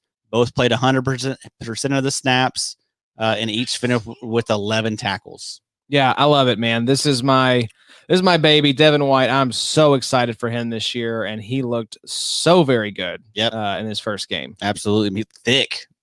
He is thick, isn't he? He's thick. Like I remember, like when he came out, we kind of thought he was like this sexy, like I don't know, like hybrid, safety linebacker. Not anymore. Boys have bulked up a little bit. Bulked up, and you love to see it. I love it, man. Thicker than a house cat. Yes, sir. Yes, sir. Yes, man. sir. Thicker than a Snicker. Love it. This is the best linebacker duo in the league. 100%. So no question about it. Speaking of duo, this is a duo team. They got the duo linebackers, the duo defensive ends, the duo wide receivers. Makes you think. Anyway, this next duo, JPP and Shaq Barrett.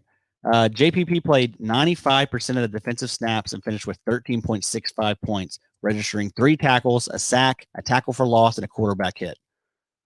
Very nice debut for my boy. You love JPP. He's on your all-baby squad. Absolutely. Counterpart Shaq Barrett played 88% of the snaps, only had 6.5 points, 3 tackles and a pass deflection. So, not what we expect based on how he finished last year, but those big weeks will come. I keep rolling these guys out. New Orleans has a good offensive line. I expect this team to continue to get better. Vita Vea, he played 83% of the snaps. Sue played 82% of the snaps. I mean, probably not guys I'm going to be targeting in DT required leagues. Antoine Winfield, one of the guys that we've been excited about, to see how he'll do this year. Their rookie safety played 100% of the snaps. I love it. That's Love exciting stuff. I had questions there with the other guys they had in town, but getting 100% of snaps, they have a lot of trust in Winfield. Yep. 6 total tackles, 1 pass defense. Beautiful debut. I'm not going to be surprised if he finishes the top 24 option this year, Josh. I would agree, Eddie. Jordan Whitehead, the safety next to him, 91% of the defensive snaps. Matched Winfield with 6 total tackles. I think both these guys are going to be solid for you week to week.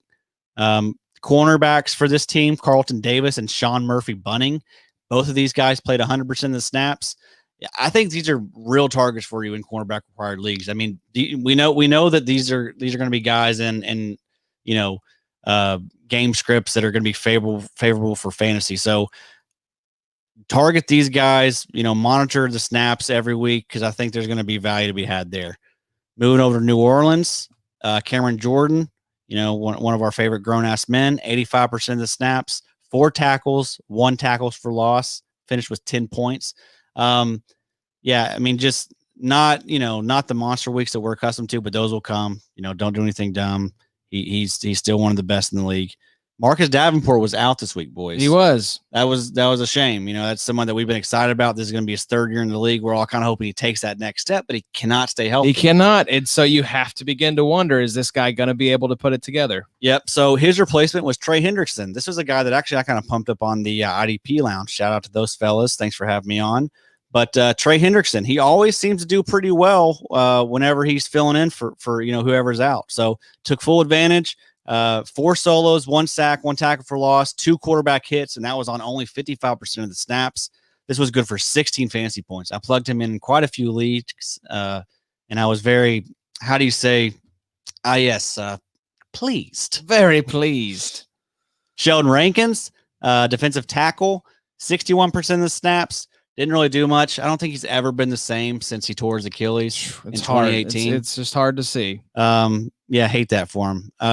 Carl Granderson, also an interesting guy. I'm always interested in these guys on teams like this because we respect kind of what they do, and the talent and their a talent evaluation. So Carl Granderson only played 33% of the snaps, but he finished with 2 sacks and a strip sack. This is a second year. Just someone to keep an eye on if Marcus Davenport does miss any time. Now tell us about our baby. Another one of our favorite grown-ass men, Demario Davis. Demario Davis, man. 100% of the snaps, of course. 6 total tackles, 1 sack, 1 quarterback hit, 15.25 points. Just a stud. Another top 12 season coming. Alec Anzalone. Beautiful hair. All hair squad along with Chase Winovich. Yes, sir. I mean, they look like brothers for real. You should check him out. 71% of the snaps, 4 total tackles.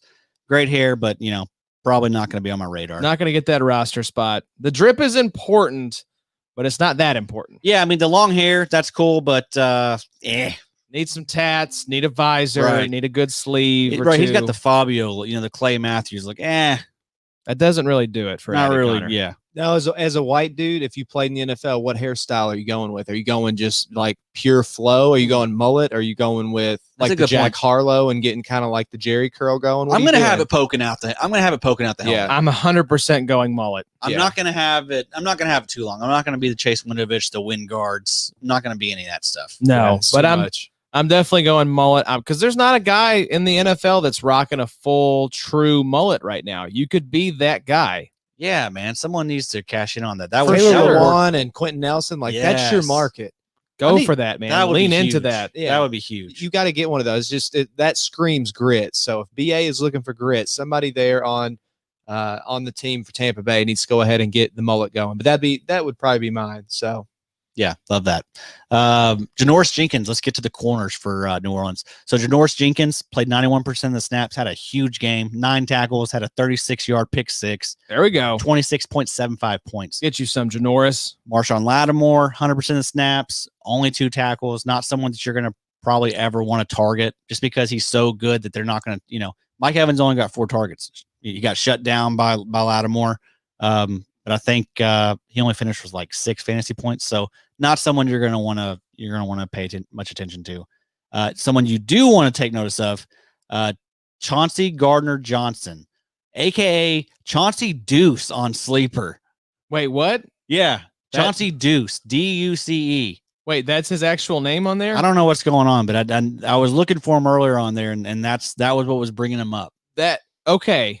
I have a lot of questions. Me too. We're going to @Sleeper after this episode to see what's going on there. Yeah, but this guy finished with 10 combined tackles, 1 pass defense. So that was good for 16.25 points. Eye emoji. I was taking a little peek ski at Chauncey Deuce over there on the waiver wire because he is available in most leagues. Very available as Chauncey Deuce or Chauncey Gardner-Johnson. He was actually Chauncey Trace. This was he was on RSO. He was Chauncey Trace. Not going by his government name. He didn't want people finding him to pick him up. Yeah, only I can find me in fantasy. He's got some secrets. I don't know what's going on with you. We're watching you, Chauncey. But this is a very versatile player. I'm sure he's playing. I haven't dug too deep, but I imagine he's probably playing some slot corner, probably playing some safety. They move this guy around a lot, so definitely should be on your radar. If he's listed as a corner, oh my God, go get this guy. That's a cheat code. Malcolm Jenkins, the guy we talked about, we big fans of this year, just an older, reliable vet. 100% of the snaps, 6 combined tackles, 1 pass deflection, 8.75 points. I imagine he's going to have much better weeks. DJ Swearinger, just another note. He got 48% of the snaps, finished with 4 tackles. Not someone that you should draft or add. All right. I have a question for you all, because I think it was, if you were a Bucs fan or even just someone who was casually interested in the Bucs, Connor, I'd say it was a little bit of a disappointing week 1 for all the hype. I mean, there weren't many teams that got quite the level of hype the Bucs got this offseason. Come out, don't look particularly great week 1, get beat by the Saints, and kind of a how did they lose that type of game? Like Adam said, they play the Panthers next week.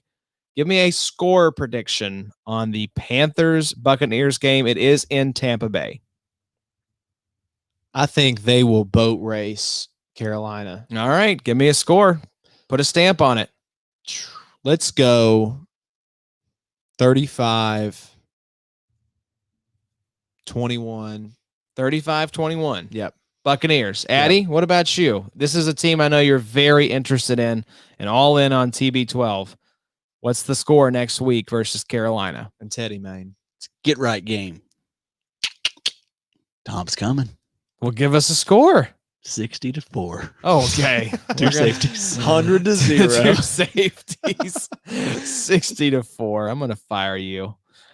All right, Green Bay versus Minnesota. This is obviously your team, and congratulations, Addy. That recap took 12 minutes. Hey, so it was jam-packed. It was a thick boy recap. So there was these other ones won't be as thick. Daddy spent a lot of time on that game, baby. I did. The notes thin out considerably here, but let's talk about Green Bay, Minnesota. These are your boys, and they got worked over. The score was not as close as this game actually was. So what were your takeaways as a Vikings fan this Green Bay game? Yeah, we really need Danielle Hunter out there.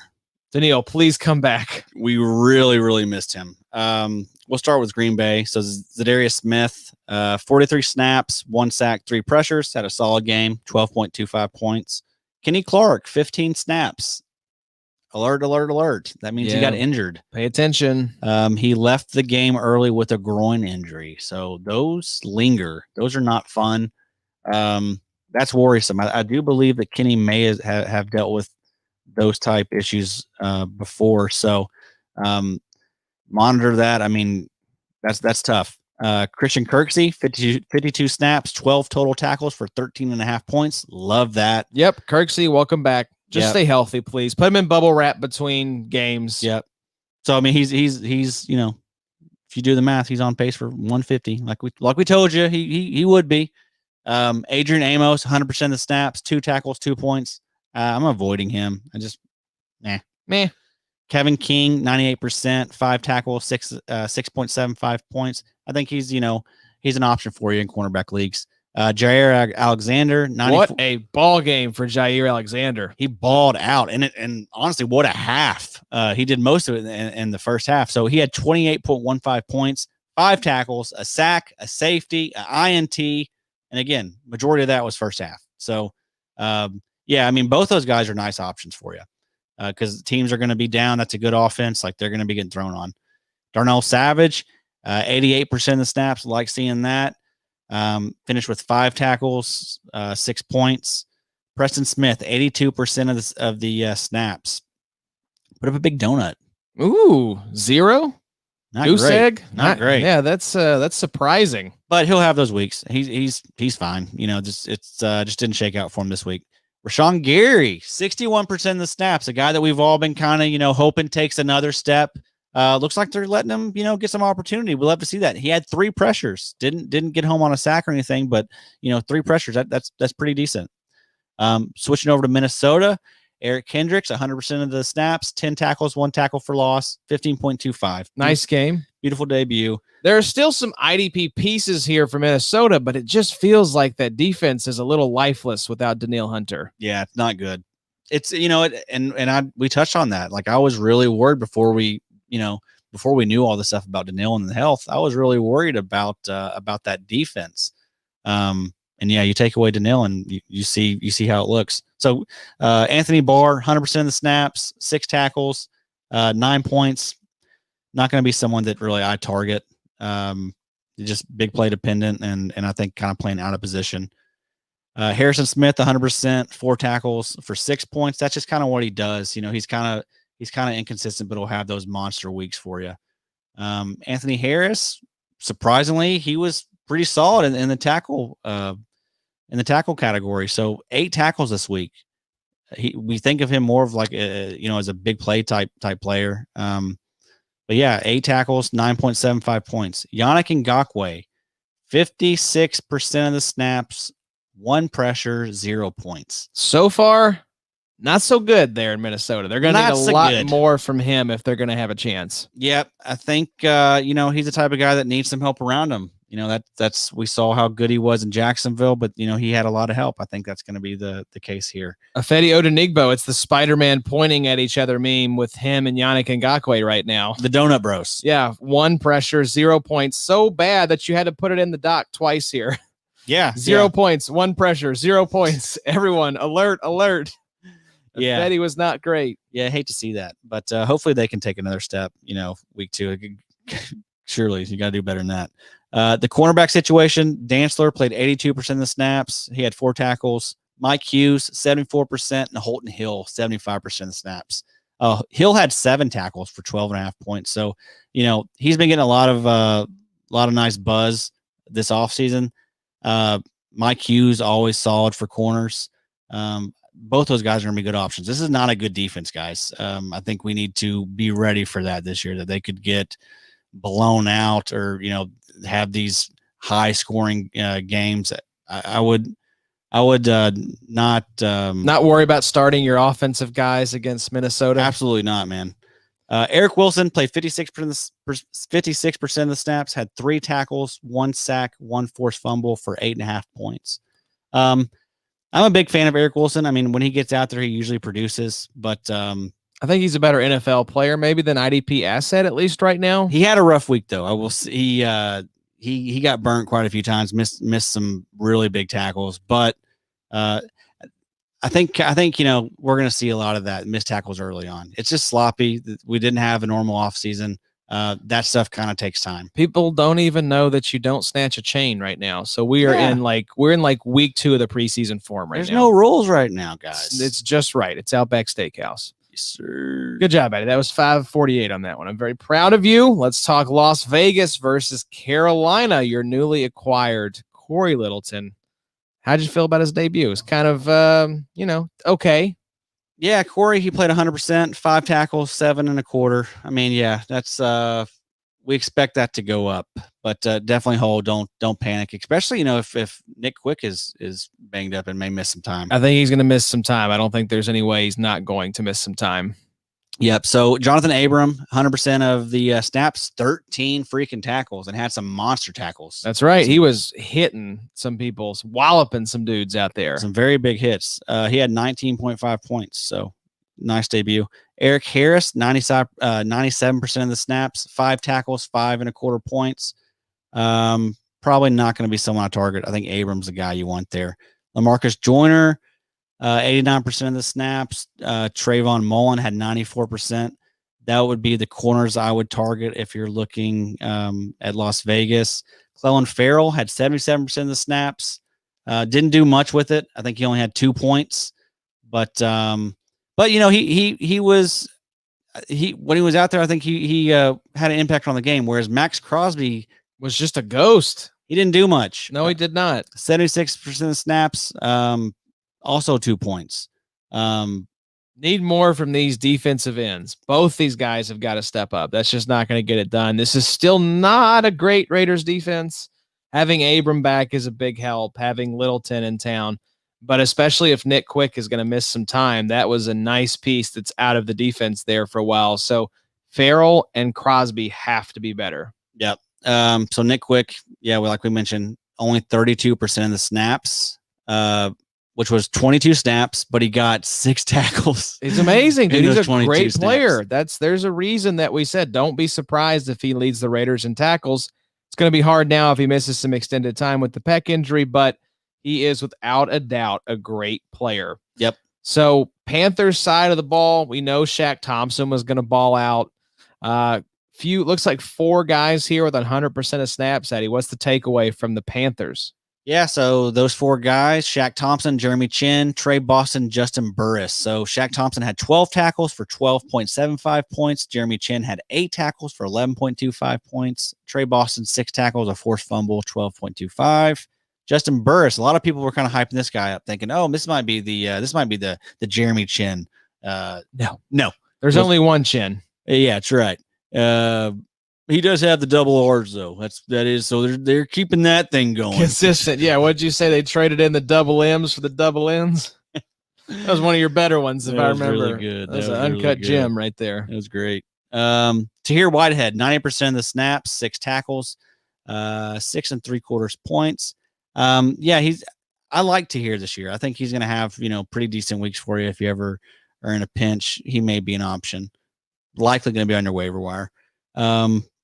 Derek Brown, a rookie we were all kind of interested in, 68% of the snaps, 1 tackle for loss, 3 tackles, 1 pass defense for 8 points. That's pretty nice. We Not typically bad. don't expect a lot from rookie defensive tackles. Not bad. Brian Burns, 68% of the snaps, didn't do much with those snaps, but we like this guy. We think that he'll bounce back. Yetur Gross-Matos. There you go. That's better than you've done in the past. It's closer.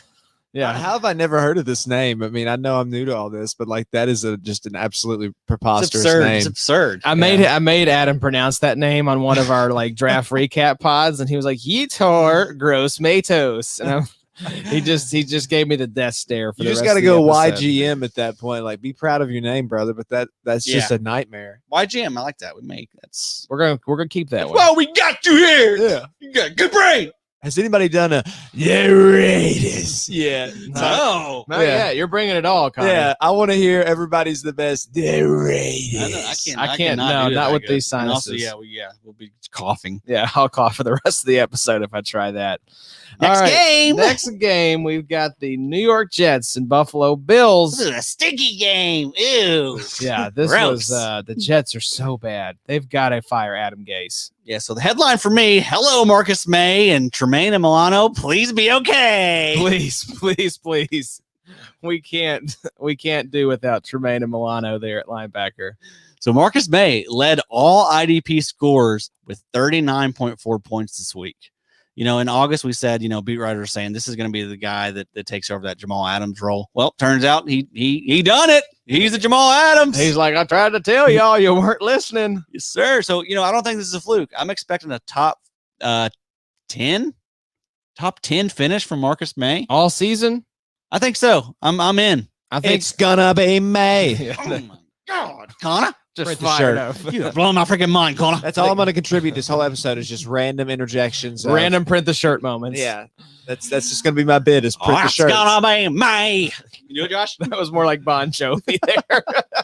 No, it's my life and it's now or never. We are so far off the rails. No, I think Marcus Maye, top 15, I would say. I'm not ready to go top 10 yet because there's a lot of safeties I like this year. But they're dropping one by one. We lost Derwin. It's gonna happen. Marcus Maye, I'm calling it top 10. All right. We'll see. Neville Hewitt, like your boy said, 100% of the snaps.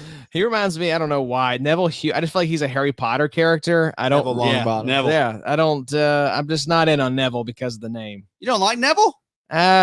Just the name, Addy. I just can't quite get with it. Listen, guys, this was the guy that led the team in snaps last year for the linebackers. I mean, congrats to him, but change your name. Would you rather your name be Neville Hewitt or Yetur Gross-Matos? For sure, YGM. No question about it. Neville Gross-Matos. Yeah, Neville Gross Hewitt.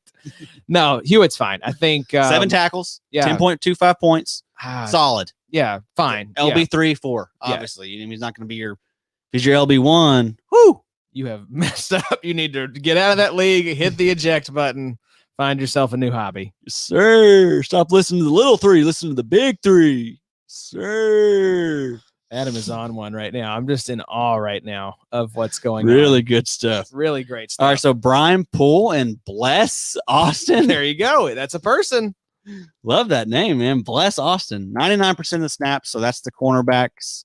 Bradley McDougal, 99% of the snaps, 8 tackles, and a fumble recovery for 15.5. Love that. So, we may be able to use both those safeties there. I love it. Bradley McDougald. This was one that Tom Kislingberry said McDougald has been underrated, disrespected, but has always been very solid for IDP. Yep. So even in a new situation, it's good to see McDougald still performing. And I have to go back to the painted jean jacket that his girlfriend or fiance had on at the Seattle game, sitting right down the road from us. It was incredible. So I'm all in on Bradley McDougald now. Love it. Harvey Lange. I guess that's how you pronounce that name. Lange sounds like an alien language. I'm assuming that this is a guy that filled in for Blake Cashman. He played 95% of the snaps, had 6 tackles for 10.25 points. So, if you had Cashman, if you were relying on him, maybe go pick up Lange. I think that's the instance in which I would make a Lange acquisition. Worth a shot. I mean, absolutely. We've seen. I do expect Avery Williamson to come back here soon and eat. But yeah, I mean, like we saw last year, I think there was 4 or 5, different Jets linebackers that ended up being productive. Blake Cashman. So yeah, like I mentioned with Lange, Blake Cashman left after 3 snaps and he has since been moved to the IR. That's a bummer, but we know IR potentially could be 3 games, could be 8 games. We really don't know. So unless they tell us when they put him on IR, we'll see when we see Cashman again. Not good though for Blake Cashman. Remember, this is a guy sucks. that left last year because of an injury. So hate to see that. Quinton Williams, he had 57% of the snaps, 3 tackles, 3.25 fantasy points. Kyle Phillips, 47%, 1 tackle. Not a lot there, outside of Hewitt and Maye and McDougald. Not great. And Williamson, of course. Ashton Davis, a guy we've touched on quite a bit. No defensive snaps. That's surprising. Yeah. I thought he'd get some run. But with Marcus Maye and Bradley McDougald, kind of got to wonder if this is going to be just kind of a red shirt year for Ashton. I think so. Moving on to Buffalo, Tremaine Edmonds had 64% of the snaps, 3 tackles. So another alert. He left the game early. Monitor that situation. I mean, that's probably your LB1. So, yeah, you're going to want to pay close attention to that. And then more alerts. Matt Milano played 37%, so he was also hurt. 4 tackles, 1 interception for 10.25 points. Not great. Not great, Bob. Not how you wanted to come out of this week with both of your starting linebackers hurt. Especially against the Jets. I know. God, of all teams to potentially take out 2 of our favorites. Yeah, hate that. Ed Oliver, 68% of the snaps, didn't do much on the stat sheet. I think only had 1 assist, but 6 pressures. That's top 5. That's very nice. I'm an old man filled with regret already. Mm-hmm. His time's coming. That's right. Keenan Allen and his growth didn't do much in my flex this week. I know that was that was a boring trade. I had Christian Kirk. Yeah. He got 1 target, I think. Yeah, it's hopefully Keenan picks up. They may be going to old floppy hair Justin Herbert here sooner rather than later. Have to. Micah Hyde, he got 98% of the snaps, 4.5 fantasy points. The cornerback situation was Levi Wallace, Teron Johnson, and Tre'Davious White. 100% for Wallace, 86% for Johnson, and 78% for White. Those are solid corners. I mean, they're very productive last year. I imagine they'll be more the same this year. Mario Addison had a really nice game. 62% of the snaps. He had 3 tackles, 1 sack, and 2 tackles for loss. Finished with 18 points. Jerry Hughes, your old boy. That's right. Formerly of the Colts. Never did anything for. No. Who's this guy that played at TCU? They're talking about Jerry Hughes, and he ended up just being you can go further back than that, but I'll save you all. Oh, you mean like Bjorn Warner? Yeah, I was going to say Bjorn Warner, Jerry Hughes, then Bjorn. Trent Richardson. Bjorn. I mean, we had a great little streak there for a while, so it's always hard to see his name and just not want the worst for him. He's old as hell now. Yeah, it's kind of wild. It makes me feel very old thinking. Yeah. I remember when he was drafted by the Colts and underachieved for 2 or 3 years before he got shipped out the door. Did I say Jordan Poyer? Did I touch on him? You did not talk about Jordan Poyer. He played 100% of the snaps, obviously, 3 tackles and 1 fumble force. So 10 points, old reliable. Oh, reliable. Plug him in. Don't worry about it. Yes, sir. Set it and forget it. All right, we're getting into Josh. I'll be honest. I was looking at the list we're going to do pretty good. We're going to hit an hour and a half. I was like, oh, my God, all my games are below these ones. So We're doing good though. We're an hour and a half in, boys. I'm proud of us. This is, we're gonna just be honest. Big three. We're trying out some new things. We're seeing how things go. Connor may not be around for the next one. Yeah, I was pulled aside a few minutes ago, and I was already let go of. Yeah, So we had to let you go, Connor. yeah, I'm so it's a sorry. temporary thing. So it's great to be here tonight. That's right. We're happy to have you in for this episode. So my first game here, Arizona versus San Francisco. Headline is 100% of snaps for Fred Warner, Quan Alexander, Jordan Hicks, Devondre Campbell, and Budda Baker. We know that these linebackers were in line for a nice game. Fred had 14 and a quarter. Quan had 13. Fred got 100% of the snaps. Quan got 98. Hicks, Chandler Jones, and Devondre Campbell a little quieter. Hicks had 10 and a half. Jones 9 and a quarter. Campbell 9. Both Campbell and Hicks played 100% of the snaps, but it was 20 fewer snaps than San Francisco's linebackers. That's why you could see the difference there. Isaiah Simmons was very quiet in his debut, playing only 29% of the snaps. Connie, I know you probably watch more college football than the two of us. Isaiah Simmons for Clemson was a Swiss Army knife player. I know you have to be excited to watch what he's going to do there for Arizona this year. Yeah, Arizona in general. I mean, what about them sneaking in and getting the W against San Fran? So I've thought the arrow was pointing up from them, and not to get too far in on the offensive side at all. But I think the culture change, and you bring in a guy like Nuke, and you've got a veteran there like Larry Fitz, you just really start to pull things, especially when you start adding some nice young defensive pieces, like you had mentioned there. So it's going to be interesting to see how Arizona fares the rest of the year. I think that was a great measuring stick to say, hey, team was in the Super Bowl last year. They should contend in the NFC. Come out. I'm looking forward to see them take another kind of step this year with a younger defense with some new tools and some new weapons on the offensive side as well. Yeah, I think Addy actually predicted them to win that division when we did our NFC West breakdown, and they're off to a great start. So Kerry Hyder was actually the highest scoring DN for San Francisco with 15 points on 40% of snaps.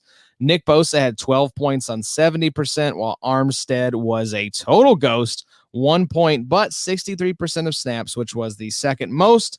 Some character named Angelo Blackson and another one, Zach Allen, both scored 13 points for Zona on just 37 and 50% of snaps, so I'm not buying in there. Jaquiski Tart had a nice day, 14.85 on 100%. He is fool's gold to me. I am not rushing out to buy him. If you do, best of luck. Another guy that has personally burned me in the past. I'm just not going to trust him to be consistent. All the worries about Budda Baker, Addy, with Isaiah Simmons there for now have been quieted. Budda was safety 6 on the week, scoring 18.75 points on 100% of snaps. So worry not. Budda is safe. Never was worried. Got that money. Got a nice week 1 performance. Things are feeling really good in the Budda Baker household. Hey, big woof. Isaiah Simmons. Yeah, 29% of snaps. And he got pulled. I mean, he got benched. Did he? He was starting the game. He got benched. Ooh, that's not good. Yeah, He was responsible. Points. He was responsible for that 76-yard touchdown. Was he? To Mostert? There you go. So going to be some growing pains with any rookie. This is not surprising. Simmons was a guy we were very excited about the potential, but output, at least for year 1, to be determined. So far, looks like we may have to wait a little while. Yep. Shanahan was picking on him, man. I think every play was right at Simmons from the jump. I kind of wonder if his athleticism has to pick up with the play recognition and knowing when to be in the right place. Absolutely. So let's talk about another very exciting rookie, though. Philadelphia versus Washington. Headline: Chase Young is all caps special, as is the rest of his D line. So we'll get to him in just a sec, but let's talk about the linebackers. For Philly, all I'm looking at is snaps. Who does this team trust? Week 1, it was Nathan Gary and Duke Riley.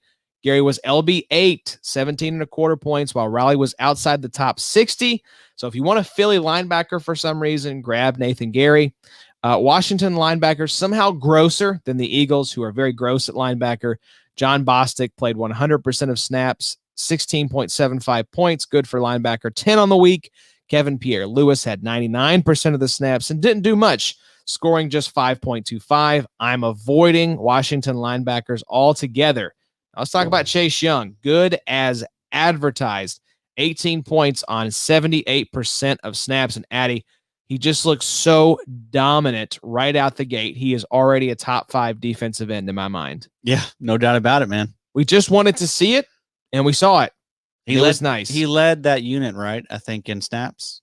Yes, he did. So I mean, they know. They know who their best player is. Yep. He needs to be the first player out of the tunnel. He's probably been the first player out of the tunnel every team he's ever played on. Of course, he's Chase Young. Yeah, he is terrifying looking, and he gave a performance to match. So, Washington, you can kind of look at them as like the NFC version of the Jags, right? Everybody's already kind of written their story. It's, hey, you're going to be this, you're going to be that, you're going to be contending for that number 1, 2, or 3 pick. But, hey, got the W. Hey, Chase Young, 4 pressures, PFF's 15th overall best player. There you go. He's so special, man. I love it. I think that this is going to be Chase Young, a player that the Washington football team, they don't have a lot of these guys right now, these cornerstone type players, but he is absolutely one of these guys. Can't wait to watch them mismanage him. Absolutely. To derail his career. Now, I'm hopeful there with Ron Rivera. This is a guy who can turn that organization Culture around. change. But gosh, to get in there and have cancer your first year, it's we went through this with Chuck Pagano. Yeah. I mean, I am fully expecting at some point Rivera will have to take a leave of absence from the team. So he said he was getting an IV drip in between. I mean, that's some that's some serious stuff, man. That's a tough dude. But we've also seen it though. Teams play above their heads sometimes when they have a coach that they love and respect who's going through a battle like this.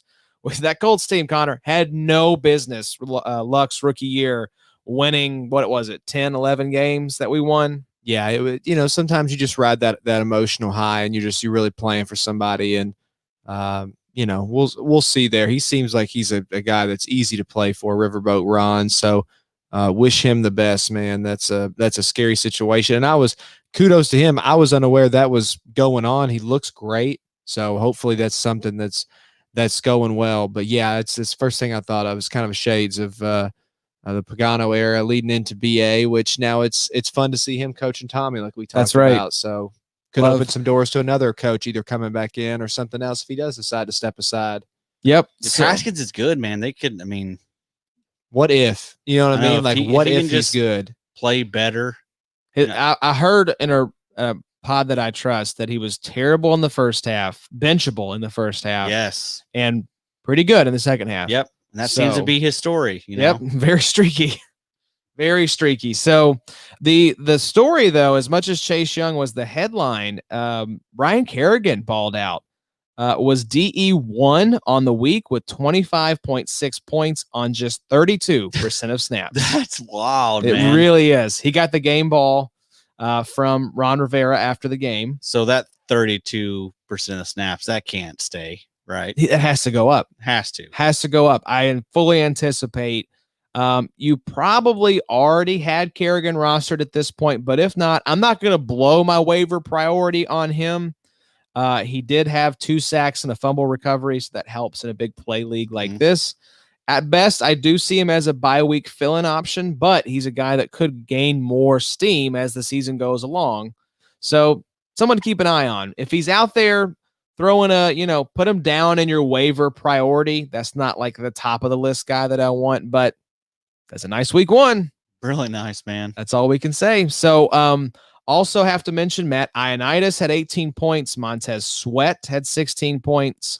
Sweat had 71% of snaps. Ioannidis had just 44%. Sweat is the guy I want out of these two. We've talked up Montez Sweat a lot this offseason. The team is sick, boy. It's really good. This could be what wins them some games. 8 sacks. Yes. Really dominant. Poor Carson Wentz. I just saw a great picture of him just laying flat on his back like, dear Lord, what have I done to deserve this? A lot of large men. I get a comp with him a lot. People say I look like you do. You do look like Carson Wentz. Yeah. So it's the red in the beard. You don't have to point that out. I've got a bad beard as it is, so I'm not red haired for those that are watching me. Hey, on YouTube. Don't you ask if the Hey. carpet matches the drapes. Yeah. Don't you dare. You ask it. I could You feel it speak coming. your mind around me. It's like when you see thunder off in the distance or see lightning, and you know it's coming. Does they? is you is or is you ain't my constituents. So it was a quiet day for the Philadelphia defensive line. The only guy worth mentioning is Montez's brother. I assume they have to be brothers if they're the Sweat Bros. 14 points on 70% of snaps. I'll grab him if he's available. Graham was quiet. He's in the concussion protocol now, so pay attention to that, but had just 54% of snaps. Fletcher Cox was a ghost, even though he played 81% of snaps. He's a guy to monitor. Depending on how these next couple weeks go, he might fall into like decent D-tackle 2 territory for me. He's just not there, and he hasn't been there for a while. He's getting up there. Yep, Landon Collins was pretty solid, 12 3/4 points, 100% of snaps. He's going to be a safety 1 option for your team this week. I think confirm that. Another guy we need to talk about, Rodney McLeod, led McLeod. We're going to go with McLeod. That sounds better. Led Philadelphia in points, 12.5 on 100% of snaps. Mills was 91% of snaps, but scored just 6.75 points. I'm not dropping Mills yet, but I might grab on Rod. What do you think, Eddie? Maybe grabbing some Rod. I just wanted to throw grab Rod in there. That's really what it came down to. I was reading down. I wasn't really up there with you. Sorry, I couldn't hit it back. I'm living in that gutter with you. I just served it up to you, and you were like, hey. Sorry, I was reading ahead. That's on me. Chips and salsa. So, yeah, I think he's an interesting flyer, but Jalen Mills, I'm not giving up hope on him yet. Let's talk about Chicago versus Detroit. Headline, no one puts Tracy in a corner. I love that. I love that. So let's talk linebackers first, though. Roquan scored 12, 97% of snaps. Not worried. Trevathan, a little quieter, 9 points, 90% of snaps. These two guys, they're locked in as your LB1 and LB2/3 options for your team. Khalil Mack, 86% of snaps, good for 4.5 points. Big play flex option, in my opinion. Jamie Collins got thrown out the game. Did y'all see that? What did he do? I know he was John with the refs or something. He like headbutted the ref trying to show him an example. Yeah.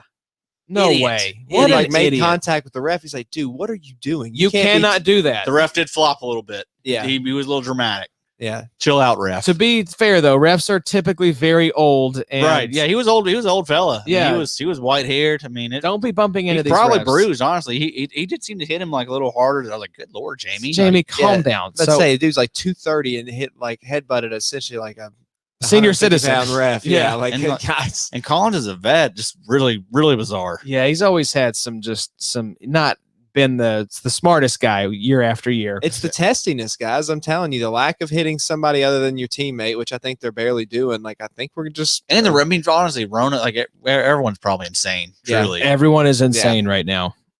So that dropped his snap percentage down to 29. Tavai was the main linebacker there in terms of snaps with 78. Turned that into 5.25 points. As we discussed on the preview pile with IDP guys, avoid these linebackers. Just no, thank you. Ugh. Akeem Hicks, welcome back. 16 points on 71% of snaps. You'd love to see it. Trey Flowers, welcome back. 23 points on 71% of snaps. Your boy. I love Trey Flowers this year. I called him for top 12. Very good debut. The concerns about Tracy Walker's snaps was warranted. Detroit rolled out 3 safeties who all played above 80% or more. Will Harris, Deron Harmon, and Tracy. But of course, Tracy balled out. He was safety 4 on the week, 20.75 points. The other 2 didn't grab double digits. This is a situation to monitor in terms of the snap count.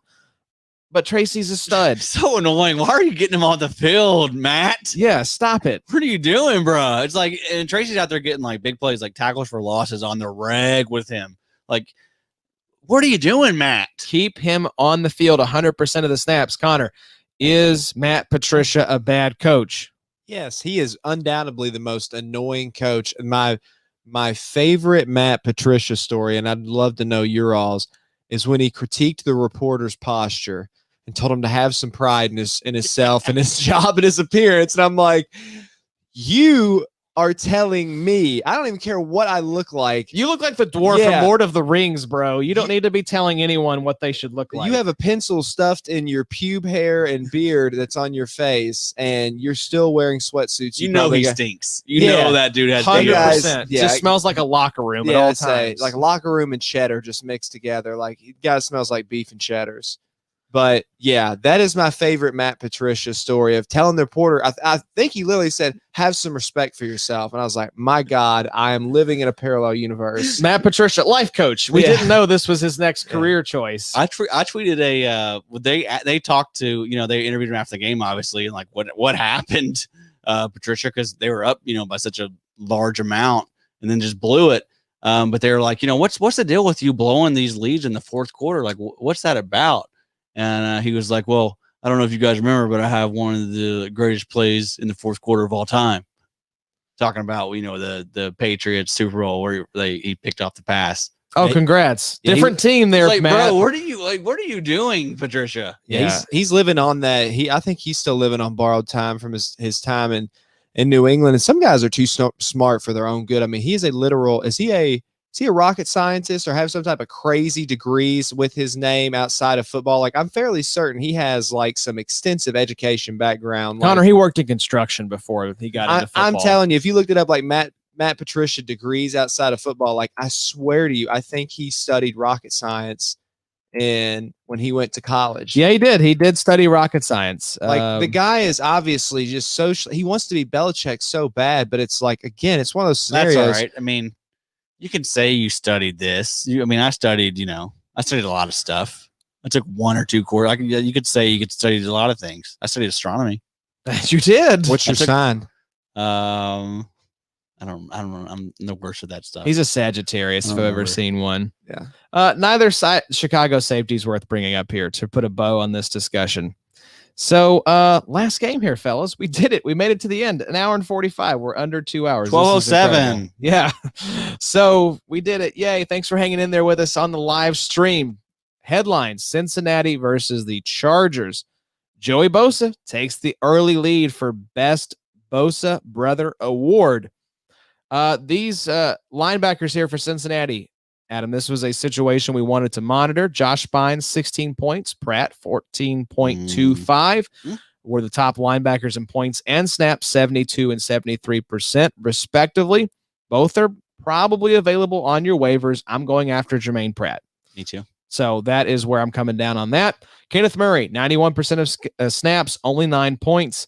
Keep starting him with confidence. This quiet week 1 doesn't scare me. He's getting the playing time to produce. And also, our Sucks, boy, man. Drew Tranquil, Yep. man. First play of the game. Was it the first play? I believe it was. Oh, my gosh, that's brutal. Broke his ankle. Yep, broke his ankle. Was that the one Mikey Dubs was showing the video of where he went to kind of make the tackle, kind of slipped, and then broke the ankle, and then the guy fell into him? Yes. Yeah, that was just awful. Such a shame, man. I think he was due for a very large year. I agree. So Joey Bosa, he's a beast. 22 points on 69% of snaps. Nice. Melvin Ingram was solid with 11 points on 79% of snaps. Kind of funny. He played more than Joey Bosa. Bosa, he's in your DE1 slot. Ingram is in your flex. That's how I would love to have this set up for my roster. We expected Carlos Dunlap and Sam Hubbard to be the defensive ends of note for Cincinnati, but we had a Carl Walking Dead voice Lawson appearance, 18 points on 58% of snaps. This is your boy, Addy. Speak to it. Carl. Are you trusting Carl, or was this just a mirage? I love Carl. You do love Carl. Do you trust him, though? I trust him. You gonna pick him up? Nah. Not that much, right? So what was the snaps on Carl? Carl had, let's see here, 58% of snaps, 18 points. That's Carl. That's just Carl. That's Carl. That's You what know, he does. Connor, that's just Carl. Classic Coral. Classic Coral. All right, Hubbard. I really cannot wait till Carl gets out of there. I really can't. He may need a fresh start. I think I just we want to see him get 70%. Just let him get a full-time gig. Please, someone give him a shot. Hubbard had 15 points, 78%. Don't overreact and drop Carlos Dunlap. He had 4 points on 70% of snaps. Carlos Dunlap will be fine. Sean Williams helped things out by being inactive for this game. He helped clarify the safeties there. Jesse Bates played 99% of snaps.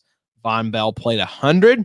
Bates had 11.5 points. Bell had 9. I still feel good about both these guys, but I'm probably avoiding at least Jesse Bates until I see Williams back. I'm confident in Von Bell because of the money, because of the contract. On the other side, Rayshawn Jenkins played 100% of snaps, but scored just 3 points. Adderley was the next closest DB at 39%. With Derwin gone, you should be looking to avoid these safeties. And we just have to take another moment to mourn the loss of Derwin James for this season. I'm incredibly bummed by that still. Pour one out. Just don't pour it on the board, Adam. Don't pour it on the board. Pour it on yourself. So there you go. There you have it. A recap of the 15 games outside of the Thursday night game. Fellas, we did it. Very proud of us. And look at us, hour and 50. We kept it under the 2-hour mark. I was curious there once we started where we would end up. Connie, your maiden voyage recapping here as part of the big 3 under your belt. How are you feeling? I feel good. I'm my own harshest critic. There's always, I feel like, some things I can improve on, and I get it. I fully anticipate everybody to, drop some F's in the chat and give me some harsh criticism on how little I know about IDP, and I understand that. Okay, I got thrashed in my first round or first game of IDP this week, so bear with me. All right, I'm more here for bits and little tidbits of humor. So you're tapping us into the zeitgeist. You're very plugged in on the social media as to what's going on. I'm very online. You blew my mind on a lot of stuff, a lot of social, media type stuff, man.